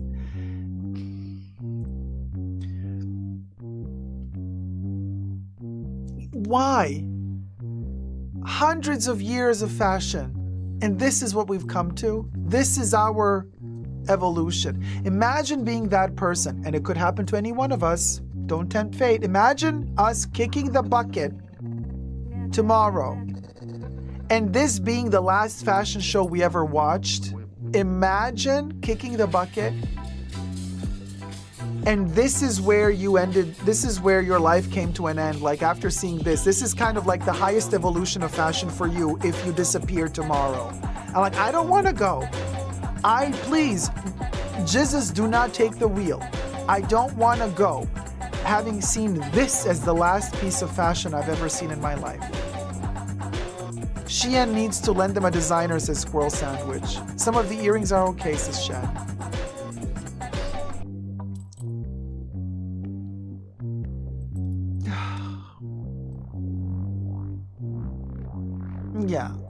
And for this, they blocked off the park for a week. Citizens living there had issues coming to their homes, had police controls and checks all the time, were protesting about the park being also utilized for this, even though the park is allegedly supposed to be utilized only for non-profit. And then the police comes and starts beating up the people who are protesting against this.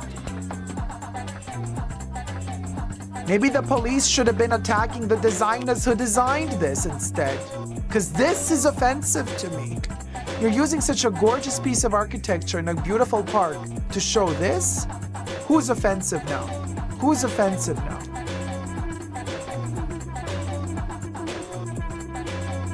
This is so amateur. It's amateur to the point of nausea. Amateur. Not even Pat McGrath's vamp makeup with the pointy Rouge Noir vibe lipstick could save the day. Pat McGrath could not save the day. Dean DeCaprio says Louis Vuitton is dying in front of our eyes. Paige says, like the black lace top with leather skirt, and that's basic, and that's it. And don't forget, you guys, Louis Vuitton was never a fashion brand, okay? They wanted Marc Jacobs to start doing fashion, clothing for Louis Vuitton. Louis Vuitton is not a fashion brand. This is Bernard Arnault wanting to make extra money, wanting to push this brand higher and maximize profits. So now we have to deal with this SHIT, and people's parks have to be blocked off so that Miss Thing can earn more money. When in reality, Louis Vuitton was born as luxury suitcases brand, bags. Okay, when Marc Jacobs came to Louis Vuitton, that's when the fashion clothing began. Prior to Marc, Louis Vuitton was only about bags, trunks, suitcases, and, SLGs. Okay, so, and in fact, that's all I ever bought from them. Never bought a single piece of clothing from them. And so now we're stuck with this, and we got to deal with this. And what are they doing instead? They're discontinuing, the stuff that they were known for, the stuff that was really good. They're discontinuing many of the sizes of the Speedy bag in monogram canvas without the bandolier. They're making those more hard to get, but they're pushing this. You can buy this. Okay, get yourself one of these. Okay, Mr. Gisquier, really, shame on you. Yeah, smiling like, look at him. Yeah. So now we can't, but you can, stand up. Sure. It's a standing ovation.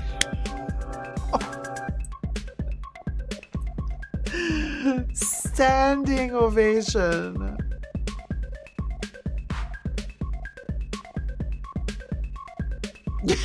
He does look like the Joker. At this point, I cannot take him seriously. He did such a wonderful job at Balenciaga when he was designing for Balenciaga decades ago. She's bowing. Look at her. Look at her. She's bowing to. Look at her. He says thank you to Bernard. No, the guy next to the chick in the gold jacket, that's his wife, I think. Bernard's wife.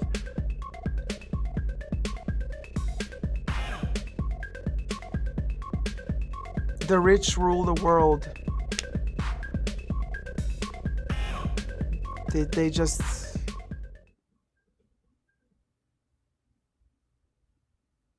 And the saddest thing is they rule the world with our money. Because we, the idiots, give them that money to enable them to rule the world.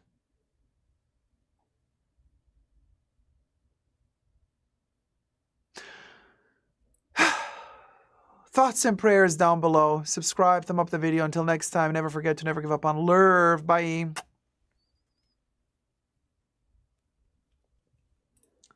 The tragedy. Seriously, thumb up the live stream. We got more tragedy to come. You best believe. Entertaining moments here in the Fashion Bunker. If this thing keeps dropping frames, I swear to God, I couldn't review half of the show because it kept stopping. It's not good. I can't. I can't. Heaven says, I can see why Gen Alphas lost their mind. Paige, I'm with you on this. That show needed an additional double shot martini. Nicolas says, I'm tired of the apocalyptic zombie look. More and more designers are doing it to be relevant. How disappointing. It's not even that. It's just, come on. It's like, we're not seeing the bigger picture. It's over. It's game over, you guys. There's like, this. It's game over. The couple of... The couple of designers that are...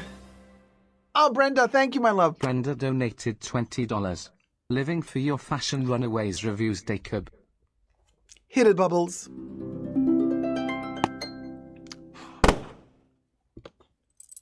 Thank you, darling.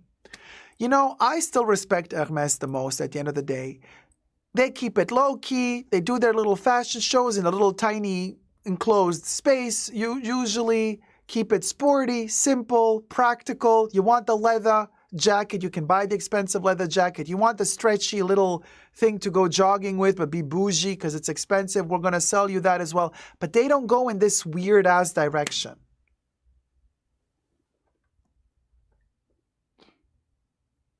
Yeah, Kev, the fashion industry has gotten way too big for its own good. Perfectly put. Once I complete my Louis Vuitton wish list, I'm done, says Shani. All classic stuff for the most part. Yeah. Oh my God. The Karen chair almost killed me again, which is what it loves to do. So where was I? Good morning, BB. Louis says, okay, I'm going to sleep. Have fun, y'all. Okay, good night. Good night. Heaven says, yeah, not a smart move after the Hunger Games to do this at the park. Ha! Good point, Heaven. If you are just tuning in right now, thumb up the live stream. We got a ton of... How many people are watching at the moment? Let's get to 300 likes. Come on, we can do it, Joe. Thomas O'Sullivan says, reminded me of 80s fashion like in that weird and tacky fun movie, Liquid Sky. Oh, really? 204 likes. Let's get to 300 likes as we talk about Chanel next.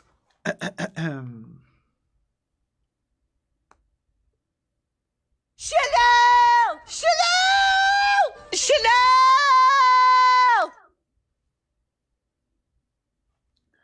So, hi, Edu. How's it going? Chinchilla, no one is clapping. No one is clapping. Fashion has become fast food, and fast food has become even crappier. I just had a burger the other day from Burger King. Tasted terrible. I'm like, what did they do? It doesn't taste good anymore. None of it. I'm like, where's that flame-grilled taste of the burgers that I'm used to from Burger King? It tasted like nothing. Tasted like nothing. For $10 a burger? Girl.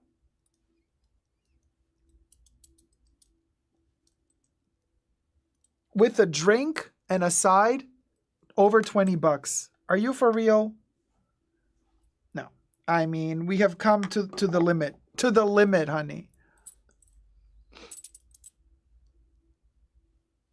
What am I supposed to be? Nay says, my cat named Chanel was not pleased with that. With the Chanel! Chanel! Oh no, poor kitty.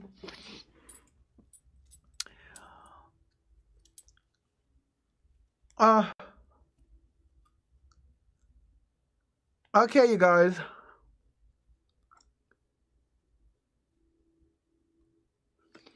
Birkin, Bitcoin, Mr. Beast. Birkin, Bitcoin, Hermes, Mr. Beast. Butter. Come on, algorithm, send us views our way. May the powers send them our way. Burger King has had tasting meat and weird curds on top. Ew, the patties. No, I can't handle Five Guys. It repeats on me.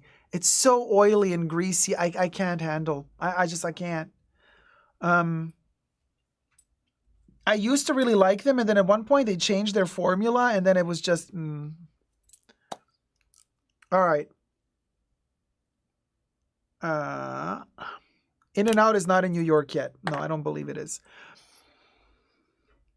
Now, Are you ready for Chanel? Let's do the next topic. Yes. I know, right?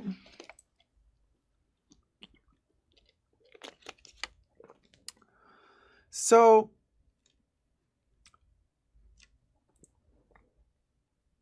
heated bubbles.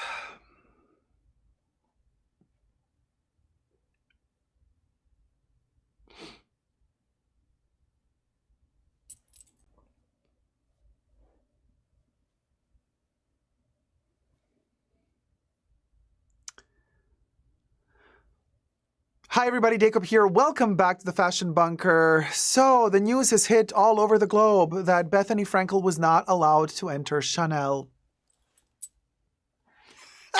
Listen, Linda, we got something to say about this, and it might just not be what you expect, I would say. And I have a couple of things to say. So first, before we get to it, subscribe to my channel, push the join button next to the subscription button, become a member today, get access to extra perks. You can also join me on Patreon, Super Dacob, all spelled together there as well for extra perks. This video is being filmed live in front of a live virtual audience. I live stream several times a week. Come join the fun, come join the chats. Everything I say in this video is for entertainment purposes only, not rooted in truths or facts. Everything's alleged and just my opinion. Thumb up the video, cue in Bethenny Frankel. So, now, Heaven says, poor Bethenny. Ha! Is she? Because I have something to say. So let's just quickly reiterate what happened last week and towards the end of this week. So she, Bethenny Frankel, by the way, go subscribe to her TikTok account. Link is going to be posted down below. So Bethenny made a TikTok video where she says she was shook. She was dressed very sporty like this with her little sippy cup and thing. And she goes to Chicago, to Chanel in Chicago. And she claims, right, that they didn't let her in. That the guy opened the door, looked at her, and said, "Do you have an appointment?" She's like, "No." He's like, "Well, we only do appointment." And she was really upset. Of course, because I guess ego. Bethenny's like, you know, I'm just paraphrasing here and thinking to myself, well, how dare he not recognize who I am? How dare he not let me in? Girl, fly down. I know you got your Chanel bags. I know you got your Birkins. I know you got your millions. I know you know how it is to enter luxury shops. So what? They didn't recognize you. I wouldn't recognize you either. Get over yourself. Sometimes in the Chanel retaliated saying, you know, it's a criminal infested area. We have to be very careful. So she claims, right, it's because the way she was dressed that they didn't let her in. So she's now calling, like, boycott Chanel Chicago or Chanel in general because how dare they not let everybody in? First of all, they don't need to let everybody in. First of all. Okay. Also, if all of the sales associates are busy at the moment and you don't have an appointment, they can tell you to wait outside. I'm not sure Bethenny said the whole story. I just went several weeks ago to the Beverly Hills Chanel boutique. And there was a waiting line. So I could have also done a crazy move and I could have gone to my YouTube channel and made a video for you guys and said, "Can you believe Chanel asked me at the door, do I have an appointment?" And I said, "No." And then they said, "Leave." But they didn't say leave. They said, "If you don't have an appointment, okay, it's round about a 45-minute wait. If you want to wait, you have to wait outside. Or you can leave us your number. We can call you when it's round about your time to come in, and then we can call you. You can come back." So I said, you know what? I know what I'm looking for. I lift a picture of the thing I want to buy, and I said, "Do you have this in stock? Here, can I have the product number." I actually had the product number. "Write it down," I said to the lady at the door. "Ask one of your sales associates to look if you have it. I don't want to see your frickin' shop. I just want to know if you have that piece.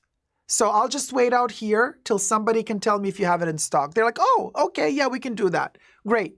2 minutes later, they come back out to tell me they don't have it. I was like, "Thank you, bye. I'm not wasting your time. You're not wasting mine. See ya, don't want to be ya." And that's that. Now she's upset Miss Thing because it didn't let her in without an appointment. Girl, give me a break. But then to further prove her point, she goes the next day or 2 days later after she sees that her video starts going viral. So she's like, let me get some more notoriety out of this. So then she dresses up fancy schmancy. But she presses the point of being very relatable by telling everybody, but most of the stuff I'm wearing is not Chanel. You know, and then she's like, I got this dress at Target, this there. Like, she's kind of showing us how relatable she is, right? Like, look, everybody, all of y'all can wear this fancy stuff. I think photo number 2, we have the other outfit. So there you go. The day after that, of course, the bag is Chanel, though. And I think the brooch is Chanel as well. But the headband, I think, is Target. The dress is not Chanel. So she's like making a point to say, like, look, but I'm like looking fancy and bougie. The sunglasses, I think, are Gucci. So now she's like, oh, like, look at me now. I'm dressed as a anyway, I'm not going to say as what. And I'm going to go.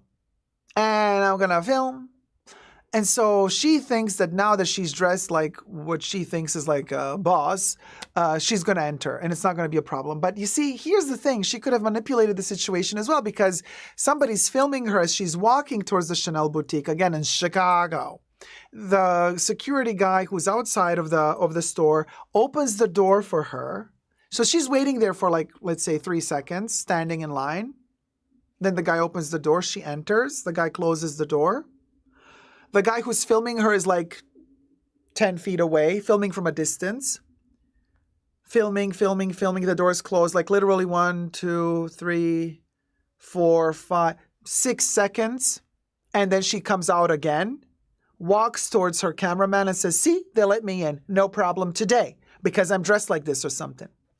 I'm like, girl, first of all, same thing that happened to me.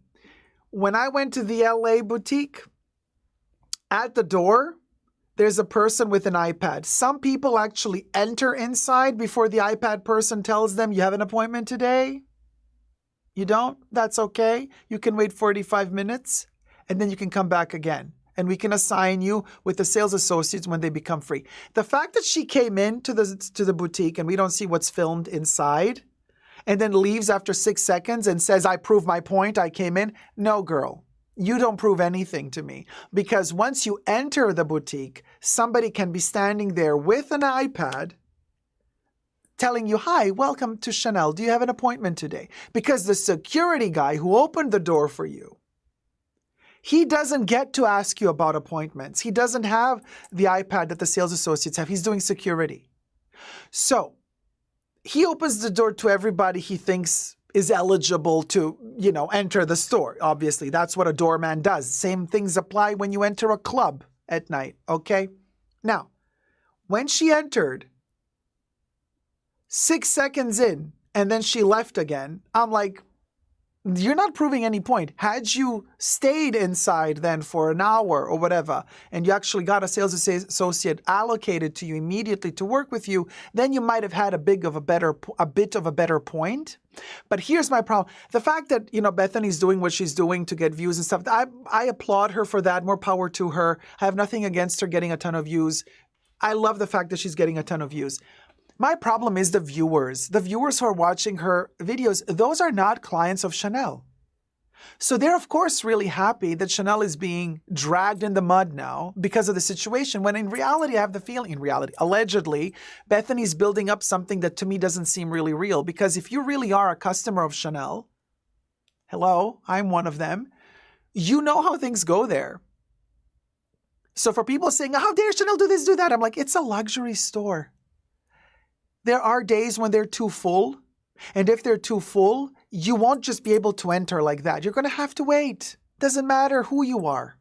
Okay, but the people that are commenting, that are making these videos go viral, from the comments that I'm reading, I can immediately deduct that these people have no clue what it is to shop at Chanel, or that these people have actually never really shopped at Chanel. Fashion, not Chanel beauty, two different worlds. Just to be very clear.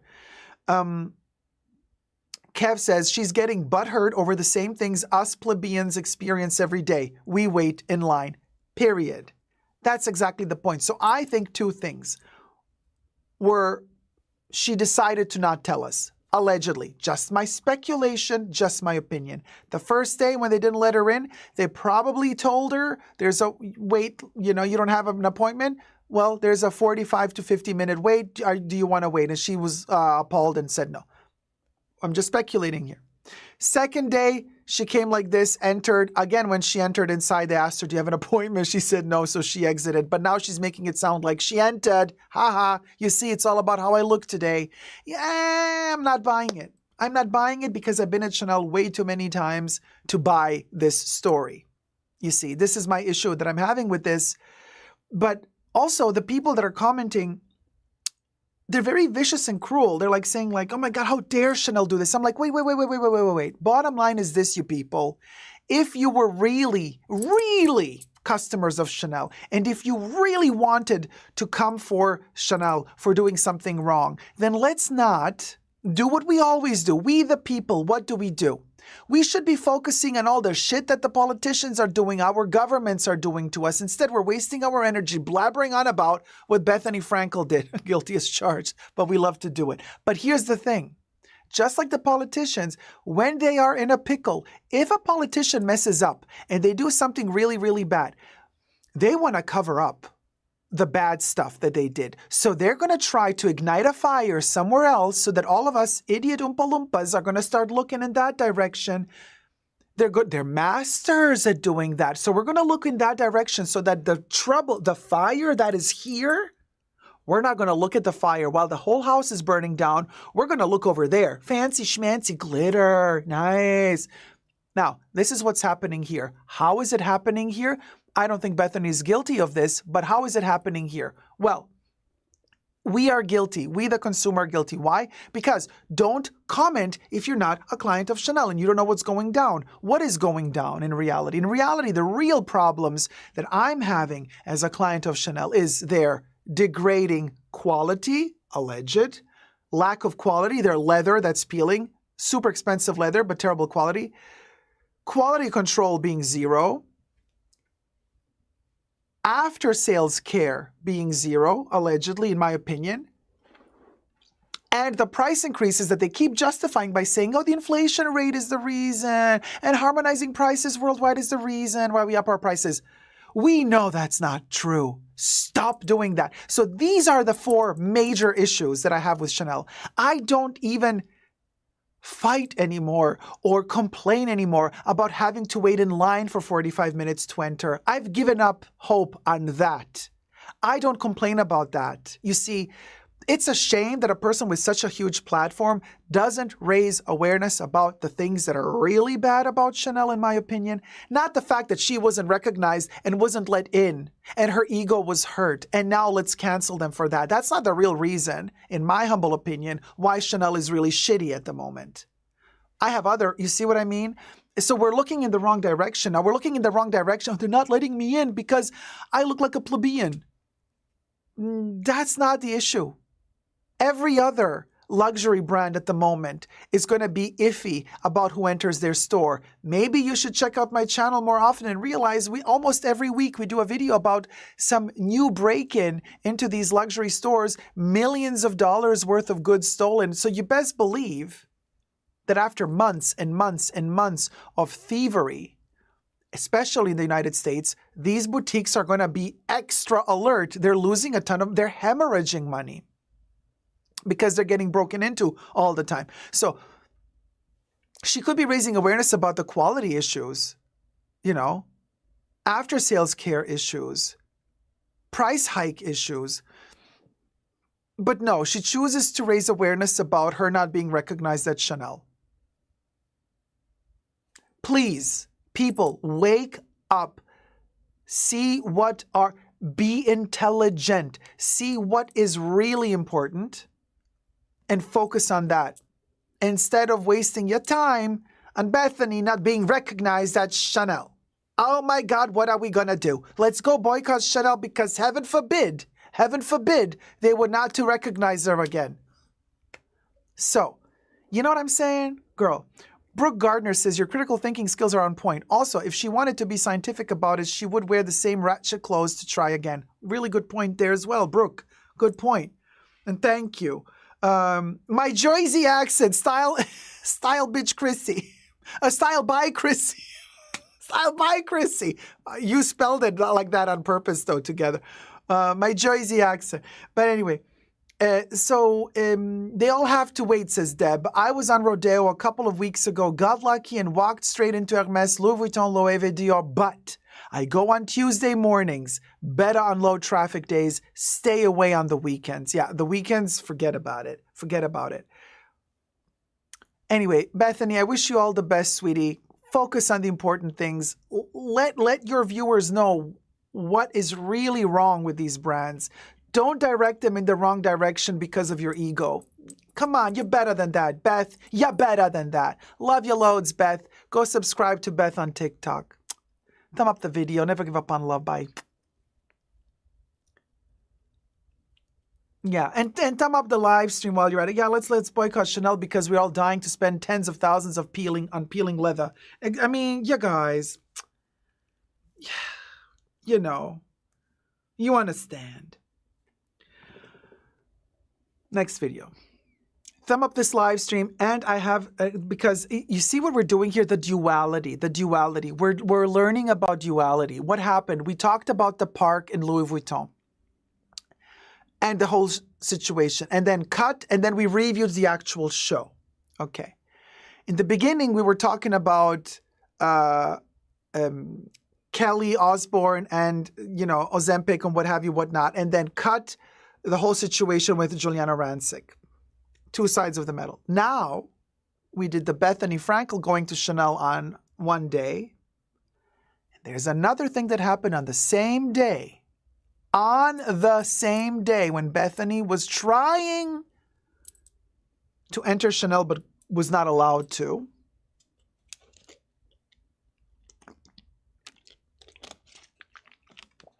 Thumb up the live stream while you're at it.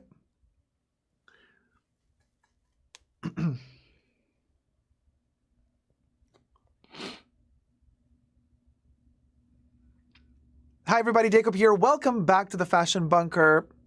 Bethenny Frankel tried to enter Chanel and was allegedly not allowed to enter in Chicago. But what we didn't know in the beginning was that on that same day, allegedly, there was another person who had the true issue with Chanel. Now, subscribe to my channel if you haven't already. Push the join button next to the subscription button. Become a member today. Again, access to extra perks. You can also join me on Patreon, Super Dacob, all spelled together there as well for extra perks. Thank you to my members and patrons who have already pledged. This video is being filmed live in front of a live virtual audience. I live stream several times a week. So come join the fun, come join the chats. And everything I say in this video is for entertainment purposes only, not rooted in truths or facts. Everything's alleged and just my opinion. Period. Listen and listen carefully. While Bethenny Frankel was spewing the egotistical stuff, oh, they didn't let me into Chanel, this is the true tragedy, me. We did not focus on the true tragedy of Chanel. Yes, quality issues, after sales care, price increases that are not being justified by anything else but saying it's inflation and harmonization across the world. Like your prices are going up higher yearly than the inflation rate is going higher, so you can't just, please, Chanel, stop it. Really, you're embarrassing yourself. But something more sinister is allegedly going on in the Chicago Chanel boutique. Guess what happened? As Bethenny Frankel was complaining about her ego issues with Chanel, another lady comes out on TikTok and says, makes a response video to Bethenny, says, Bethenny, darling, you think you had problems at Chanel? I was at Chanel in Chicago the same day you was, except I was inside of Chanel that same day. And something terrible happened to this lady. Let's hear what. Now, the name of the lady on TikTok is Ashley Style Me. I'm going to post the link to Ashley Style Me's TikTok and Bethenny's TikTok down below. Go subscribe to both of them, of course. I have a picture of Ashley. So this is Ashley Style Me. So Ashley also made several videos about the situation because I guess she's milking it as well because, you know, she's kind of, as we all are. Look at me even talking about this. But anyway, no, but seriously now, something terrible happened. So Ashley says, Bethenny, they didn't let you in? Big deal. What happened to me is even worse. So Ashley apparently is a regular at the Chicago boutique, and she has a sales associate she works with. So they let her in because she had an appointment. Bethenny, you're welcome. But so Ashley comes in because she pre-ordered something. Now here, allegedly everything, and I'm not so sure Ashley is telling the whole truth either. Why am I saying this? Because I know that Chanel, for a fact, when you pre-order something at Chanel, you do not pay it in advance. You pay it when the thing arrives and you go to pick it up. When you go to pick it up, you pay it then and there. Ashley, for some reason, said that she pre-ordered something that she paid via PayLink and then went to the boutique to pick it up. Now, why would you pay your pre-order that arrived via PayLink to then immediately after that go to Chanel to pick it up? Makes no sense. The sales associate writes you, hey dear, your pre-ordered item arrived. You can come and pick it up. You say, okay, thank you. I'll be there in a week, in a couple of days, as soon as I can, because I'm working, I'm busy. Sure, no problems. This is pre-ordered for you, so we're keeping it for you. So then when you have the time and you have your appointment with your sales associate, you go to the boutique and you pay then and there. You see your item, you try it on. You don't pay blindly. You see the item. If it's a piece of clothing, you try it on. If it's a bag, you inspect it, that there's no scratches or peels. And then you like it, you pay it at the cash register, they wrap it up for you, and you go home. Done. That's how it's done with Chanel pre-orders. Speaking as a customer of Chanel since many decades, that's always how it's been done. But no, for some reason, this lady here says she paid via PayLink and then went to the boutique to pick it up. Maybe she feels safer that way. How is that any safer? You're still going to have to carry that expensive product back home with you. That ain't safe either. I don't know. But here's what Ashley alleges happened to her. So the sales associate tells her your pre-order arrived. Great. Sends a PayLink. She pays via PayLink. Then she goes to the boutique to pick it up. She's in the boutique upstairs while Bethenny is downstairs. While Bethenny is not being allowed to enter, Ashley's upstairs trying to pick up her item that she pre-ordered. Well, surprise, surprise. As they go to the back to bring her her order, her pre-order that she paid for allegedly via PayLink, they tell her, allegedly, Dear Ashley, so yeah, turns out that somebody already picked up your item. So the item you paid for via PayLink has been picked up and is now gone. You're welcome. So Ashley's like, so she says this in her TikTok video, you guys, Ashley's maybe like a name somebody could have guessed. Somebody could have entered the store and said, do you have a pre-order for Ashley to pick? Which is also like insane, impossible, really. But then she says, but my surname is really complicated. Not everybody has my surname. Nobody could have guessed my surname. They could have maybe guessed Ashley, but then I'm also thinking, guessed what? You don't just enter randomly a Chanel boutique saying, hey, I have a paid pre-order by the name of Tom, Dylan, Bob, Mike, Jonathan. Like, that's not how it works. You pay then and there. Again, something is sus. But anyway, so.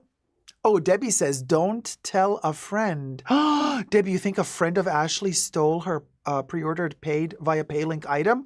Debbie, you are vicious. Could be true, though. You never know. But they say, sorry, somebody took your item.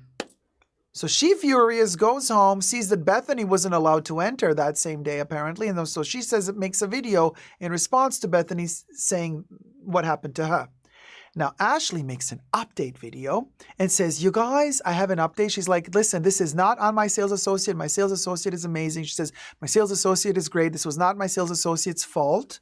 It was somebody else's fault. We are doing the research now, trying to figure out.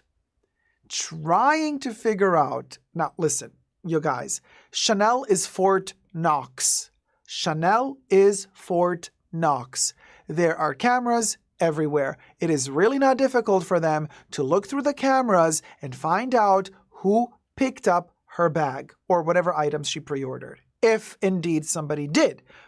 What if the item just got shoved somewhere and they forgot about it and they can't find her pre-ordered item?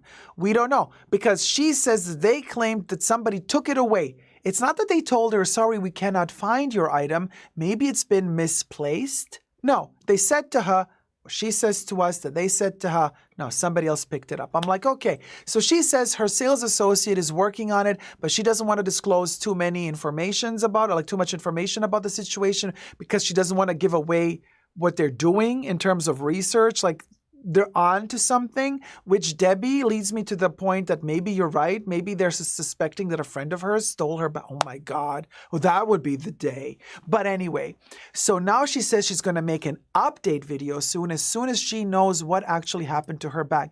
But she apparently did not get her money back either. So now she doesn't have her pre-order, which she paid for allegedly, and she doesn't have the item either. And Chanel is like taking their good time to figure out, well, let's see what happened. Like, whose fault is it? Whose fault do you think it is? If this really happened, like Ashley said it did, whose fault would you think it was? I mean, I would not leave that boutique without my money. Like I paid and I'm coming to pick it up and you're telling me somebody else picked it up. Did you do your due diligent work to check the passport of the person?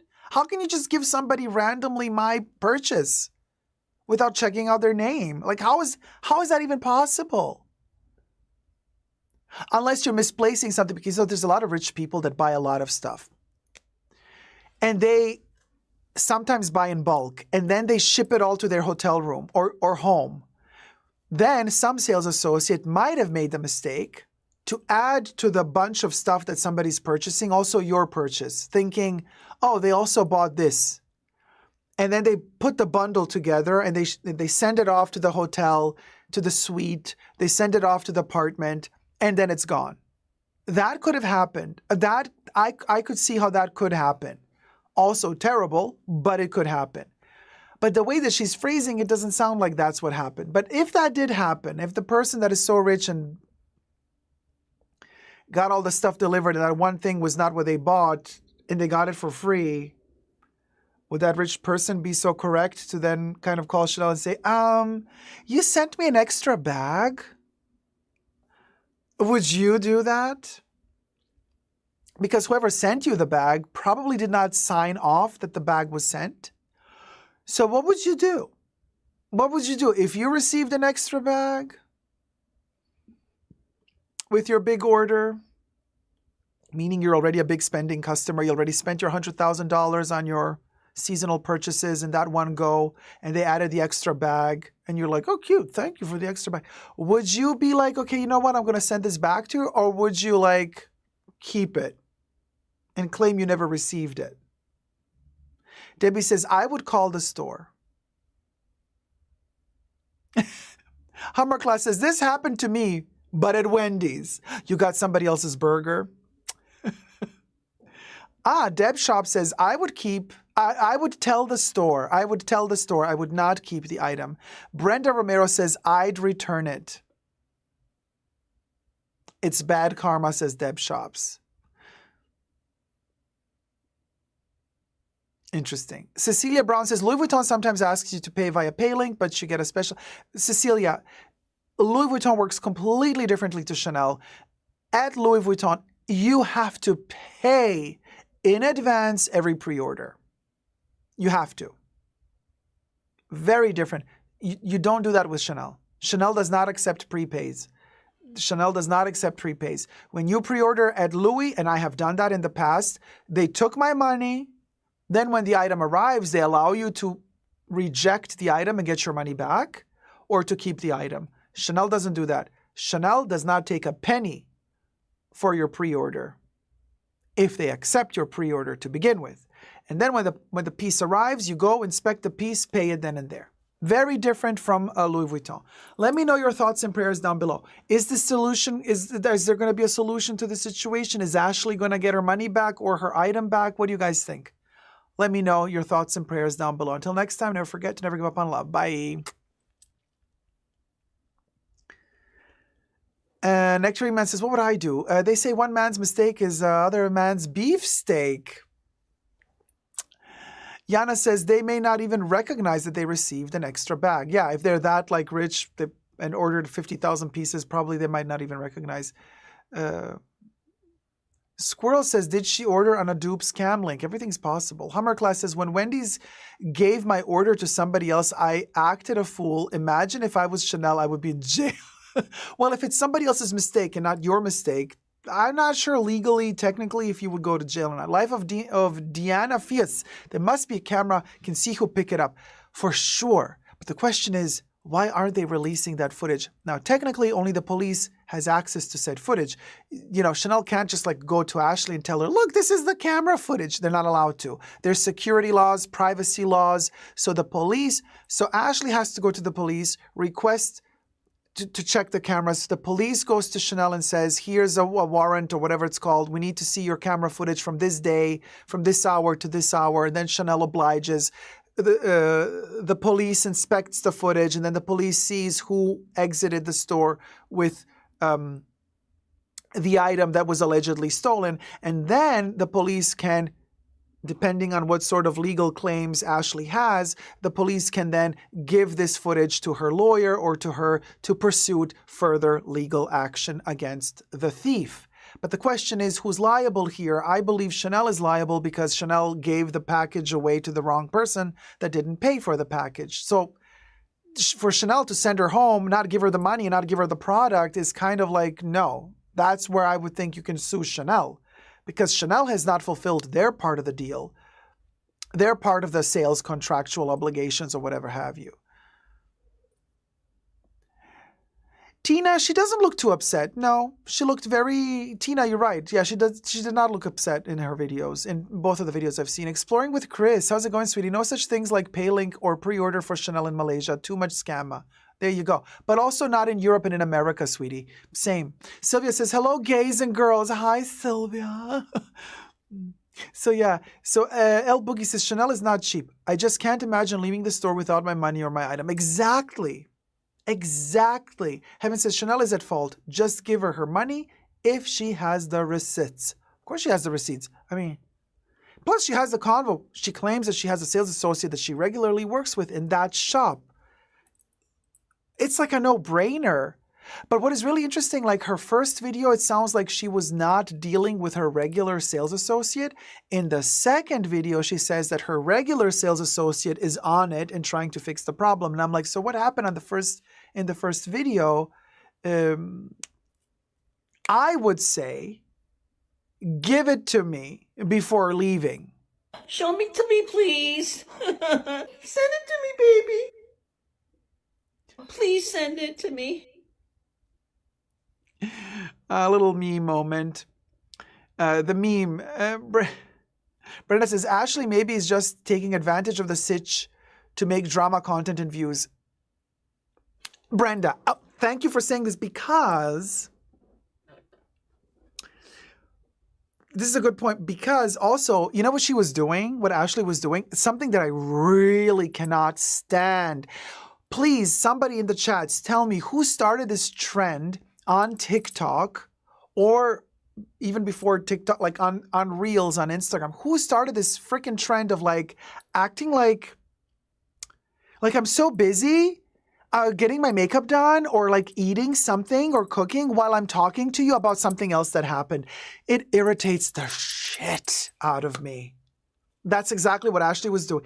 And I don't know if she had a munchkin microphone on top of it just to make it even worse, but she was like, so her video starts with Bethenny, also like while she's doing something, either she's eating or putting on makeup. Oh my God, it irritates. When these people, it's usually the youngins, they're acting like they're like so busy, and like it's just like a side thing on the side. Like, oh, by the way, like makeup, choo-choo. Makeup, choo-choo. By the way, you guys. Okay, wait, let me do this.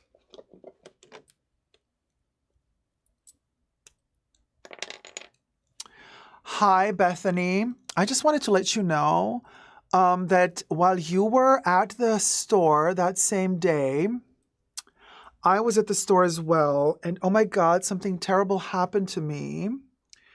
So like I paid via PayLink. And so then when I did, I went to Chanel and guess what? Like they gave my item to someone else. And I'm like, oh my God, stop. Really. It's so irking and irritating.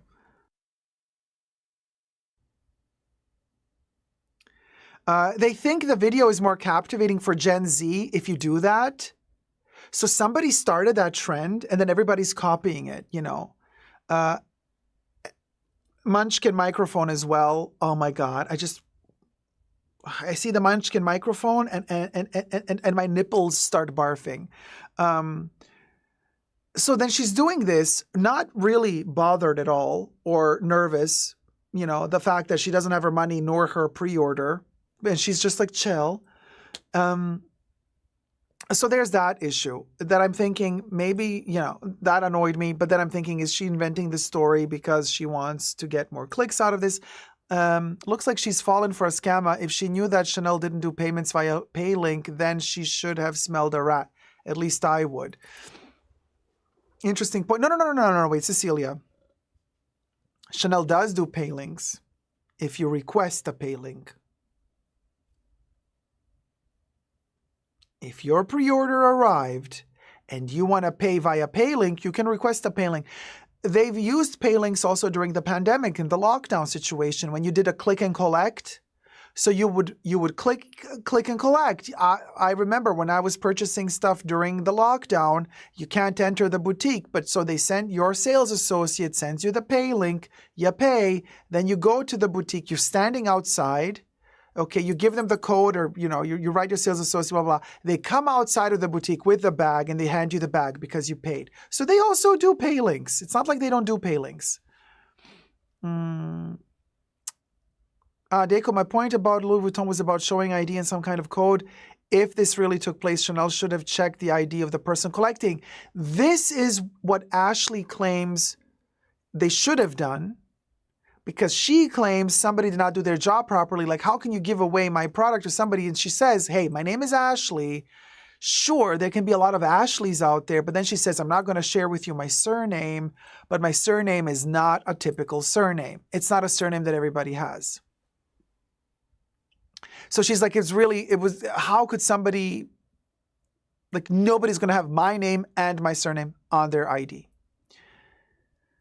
The next man says, I've clicked and collected at Lux boutiques many times. It's staggering how they all don't ask for ID when picking up. I'm always worried about items going missing that way. Let me scroll up because there was Bethenny eats and does other things. She may have started it. I can't watch. No, Brooke, it was before Bethenny. A little bit higher. I'm just looking. Hold on. Looks like she's falling for a scammer. No, it's higher. Mahora says, get ready with me vibes. Yes, can't be bothered to give the viewers the respect of her full attention. It's annoying to me.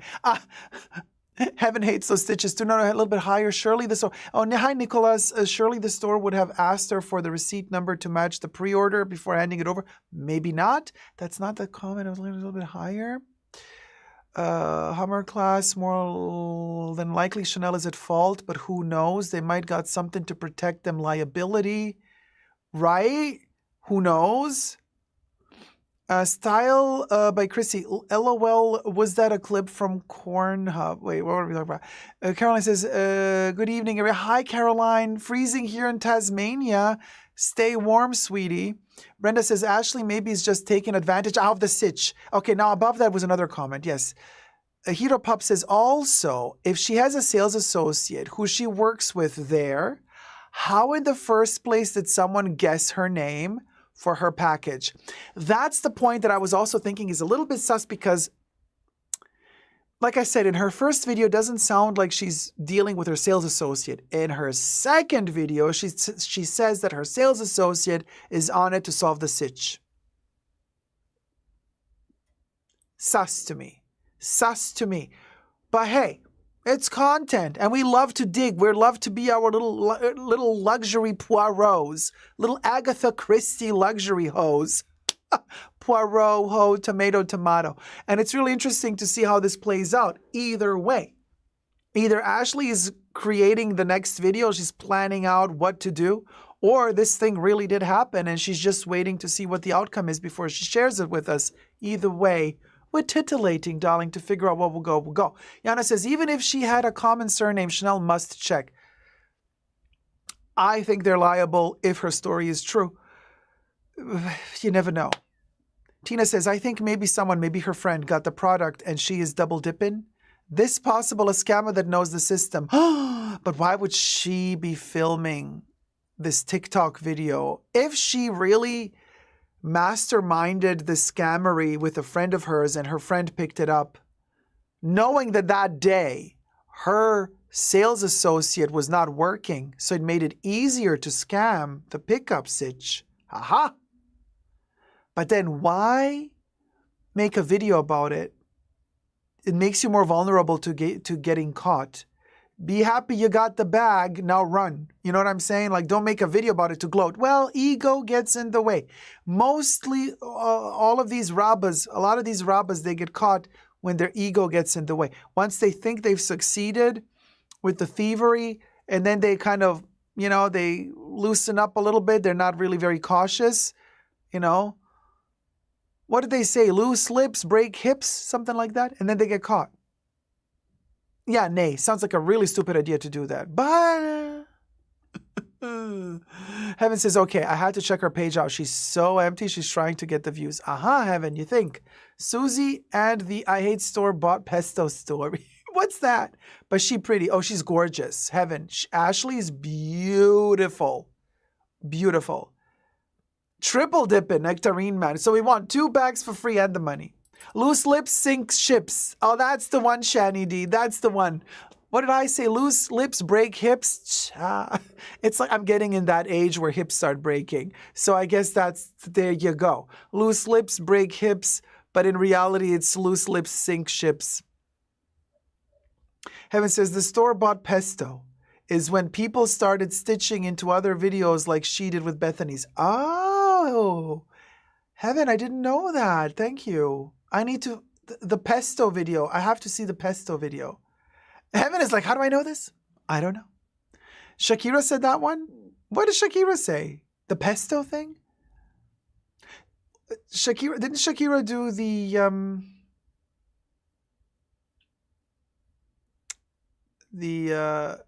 no, other people started doing the meme of Shakira. Shakira, is that you? That's the video that I remember. Debbie's like, no. What happened, Debbie? Did you break a hip? Someone is joking. Who's joking, Debbie? Debbie, who's joking? Loose lips equals hip replacement. That's right, Caroline. That's right, baby. So no. No hip replacement a day. I want everybody to have their hips intact. Shakira said loose lips break hips.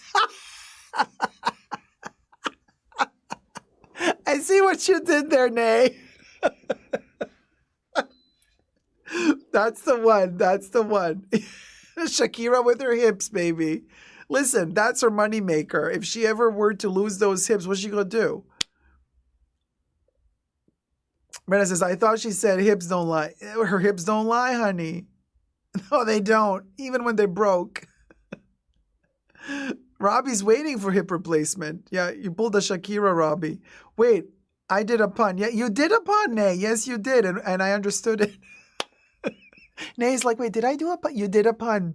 You delivered. Hey says, Heaven says, yikes, Robbie, no shaking hips for you. No. We zon zoo it. There was, what was the other topic that I was thinking was interesting to talk about?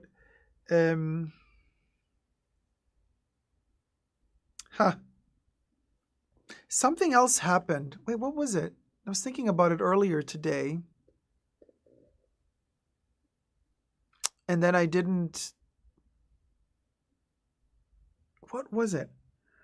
Something else weird happened. What was it? There's another topic. What was it? Something else pop culture related. I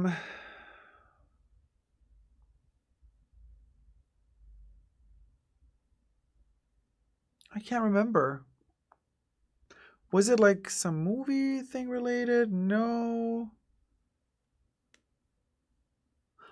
Was something else in the news? What else happened pop culturally? Pop culture or fashion wise? Wait, did somebody break into some store? I've had my kids by C-section and my hips are still messed up. Heaven. What was it? There was something, you guys, that I was thinking about earlier today and discussing with a few people, but what arrest? Wait, Debbie, who was arrested?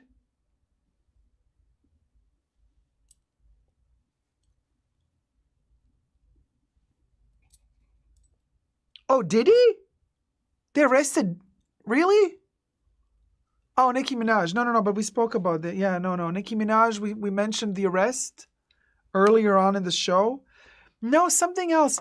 Nicki Minaj was arrested in the Netherlands. I know, Shani, that... in the Netherlands of all places where, you know, they live off of weed and mushrooms, and they arrested her for substance. I mean, like... You know what I'm saying? Come on. Like, how do you get arrested in the Netherlands for substances? Like, she was probably the only one. Like, I mean, what happened to Gipsy Rose? Heaven. Oh, the MS store in Miami? No, Ellie, that was a hotel that was selling Hermes stuff. I know, Shani, right? The irony. What happened to Gipsy Rose? She got married again or something? This Gipsy Rose.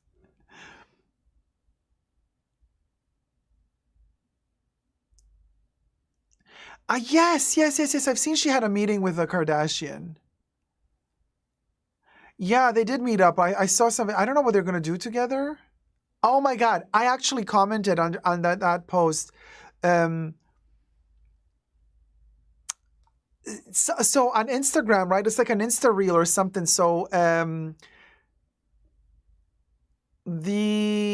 think Kim met Gipsy Rose and they're going to do something together or something. Oh, no. And then Kris Jenner said, welcome to season 5. And then I commented under that video, I said, I'm such a troll at this point, like jail. I said, oh no, is Kim going to now break and stretch out Gipsy Rose like she stretched out and broke Marilyn's dress at the Met Gala? Crickets, literally. Nobody liked my reply. Nobody got the joke. And I was like, oh, well, okay. Well, that one just like sunk like the Titanic, did it? Dacob in his troll era. I mean, I tried, but nobody, bad boy. Yeah, I tried to make a joke. Nobody laughed. I was like, okay, me and my dad jokes. But Kylie, yeah, she might be doing something for Kylie's. What's she going to do? Like lipstick? No, I don't, Heaven. No.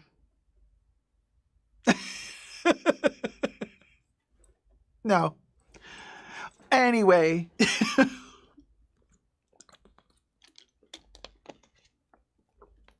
Master Singleton, you're Canadian because you spelled out lul. Like, laughing out loud.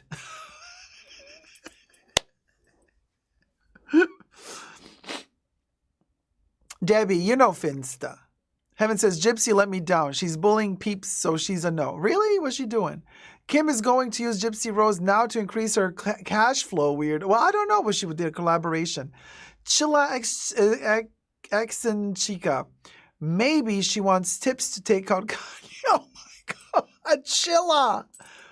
Wow, the mind travels place. Nay says Gypsy Rose sounds like a lipstick color from the 90s.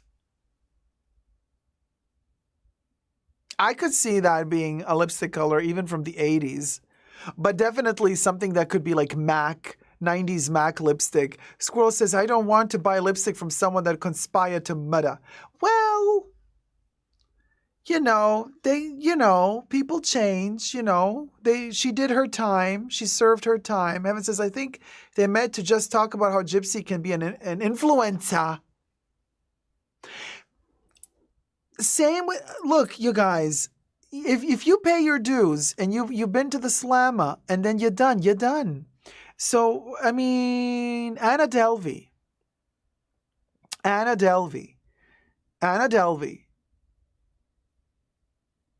Is she like done with the ICE situation? Is she like allowed to stay or is she being deported? What's she doing? But she was in jail for like 2 or 3 years, and then she served her time. And then after that, they're still like, she's a scammer. She's a scammer. I'm like, she served the time. She paid her dues. So you can't treat her like she just scammed you now. I mean, unless she did. But yeah, that's the Russian/German girl. Yeah. I think she still has a one of those ankle bracelets going on. But she's in her apartment. Yeah, you Paul. Simmerol says, I meant like the guy that wrote The Wolf of Wall Street. He made big money. Oh, good. Yeah, there you go. Anna is starting an American candy shop and a Späti business in Germany, allegedly. Really? Is that really? Did you read that or did you just invent that? Well, they forbade her to do social media. So she's not allowed to.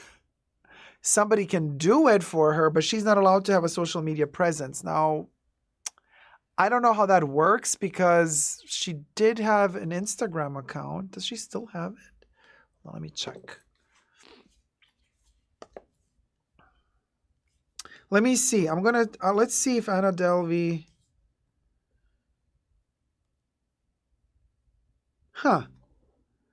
There I see several accounts. Anna Delvi Court Fashion. Anna Delvi Court Fashion. The Anna Delvi. Oh, there she is. The Anna Delvi. 1.1 million followers. And her last post was October 1st, 2022.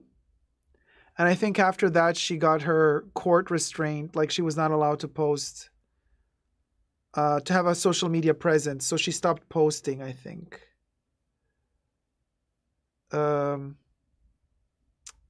Yeah. I think that's what happened. But can you imagine?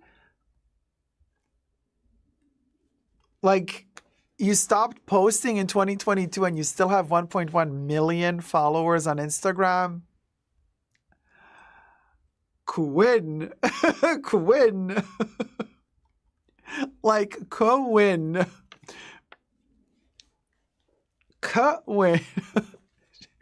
Oh, really, Tina? She just got married? Oh, okay. Mahora is joking about the candy shop. Most of those shops are money laundering schemes? Cha. So wait, she just got married to who? Did she get married to the other guy who was like scamming people? He also had like a TV show. What was his name? The guy who was Tinder swindler. You remember him? Tinder's swindler, Tinder. Well, that would be a couple made in heaven. Anna Delvi and the Tinder swindler. Hanky Panda says, were Anna Delvi and Bethenny Frankel really friends? Wait, they were friends? Hi, Pumpkin Ziggy. I don't know how that. It's El Boogie. The account it exists, but it's not active. I mean, it exists, but it's not. Nothing new is being posted to it.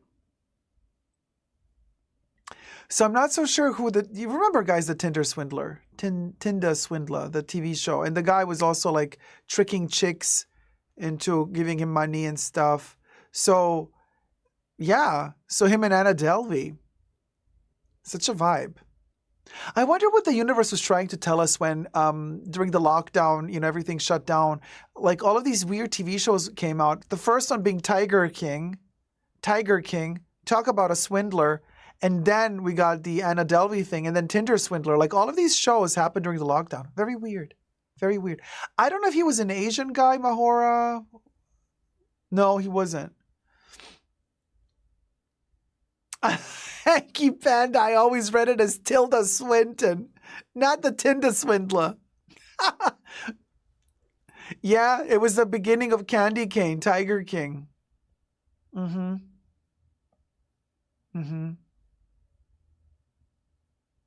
Yeah. Well, anyway, what can I tell you guys? It's, that's life. And like I said, I'm taking a break from YouTube until Wednesday. The shade has been thrown. If you know how to read between the lines, you know how to read between the lines. Names shall not be mentioned because I don't think they deserve to be mentioned, because you want to leave, there's the dough. You want to leave, there's the dough. You want to come back, the door is still open, but you don't need to make these huge announcements, and you don't need to do the whole woe is me, woe is me. You know what I mean? Like, oh, wait a minute. So you are asking for attention after all. So this is not about you really being exhausted and this and that. You're like, you know what I'm saying? El Boogie, Instagram blocks Chanel accounts, but not that one. Right? You know it's all scammeria. Please. Come on. Allegedly. When Zuckerberg is involved, girl. Master Singleton says, enjoy your break. No, I mean, Master Singleton, it was a joke. I always live stream Wednesdays and Saturdays. You know what I'm saying? El Boogie, be sure to follow Dacob on Instagram, says Bubbles. Instagram.superdacobackup. Why? Instagram blocks Chanel accounts, but not that one.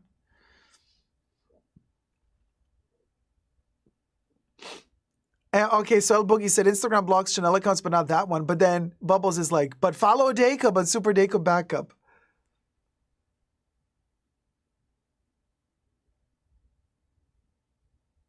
Instagram.com/Super Dacob Backup. Master Singleton says, you deserve a break. And Bubbles?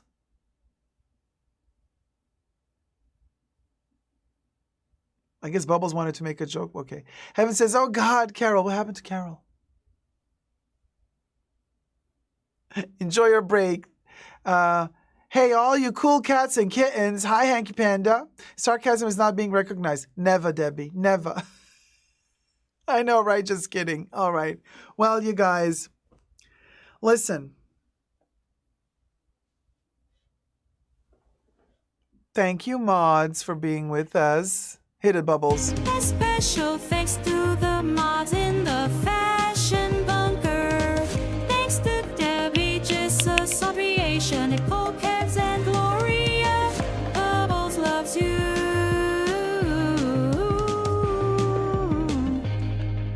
Debbie, what do you mean the announcement? The announcement was made at the beginning of the show. Cha. It's Debbie. We'll go. Would go, would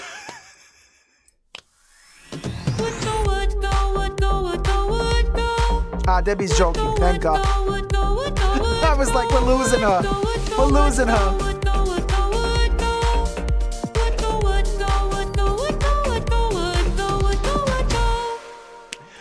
We'll go, potato. We'll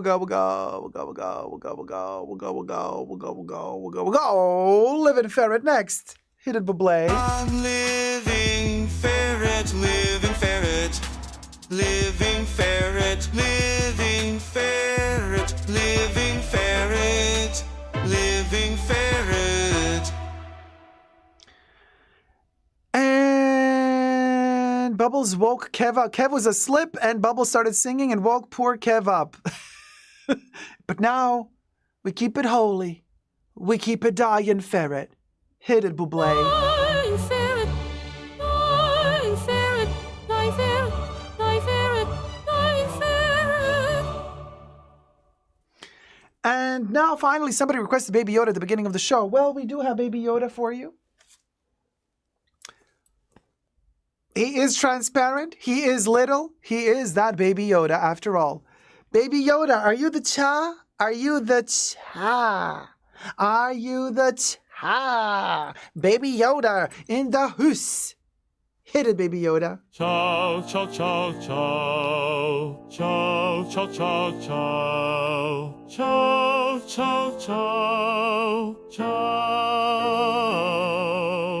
Off he goes into the sky heavens up above. Well, guys, that's our show. Hope you had fun today.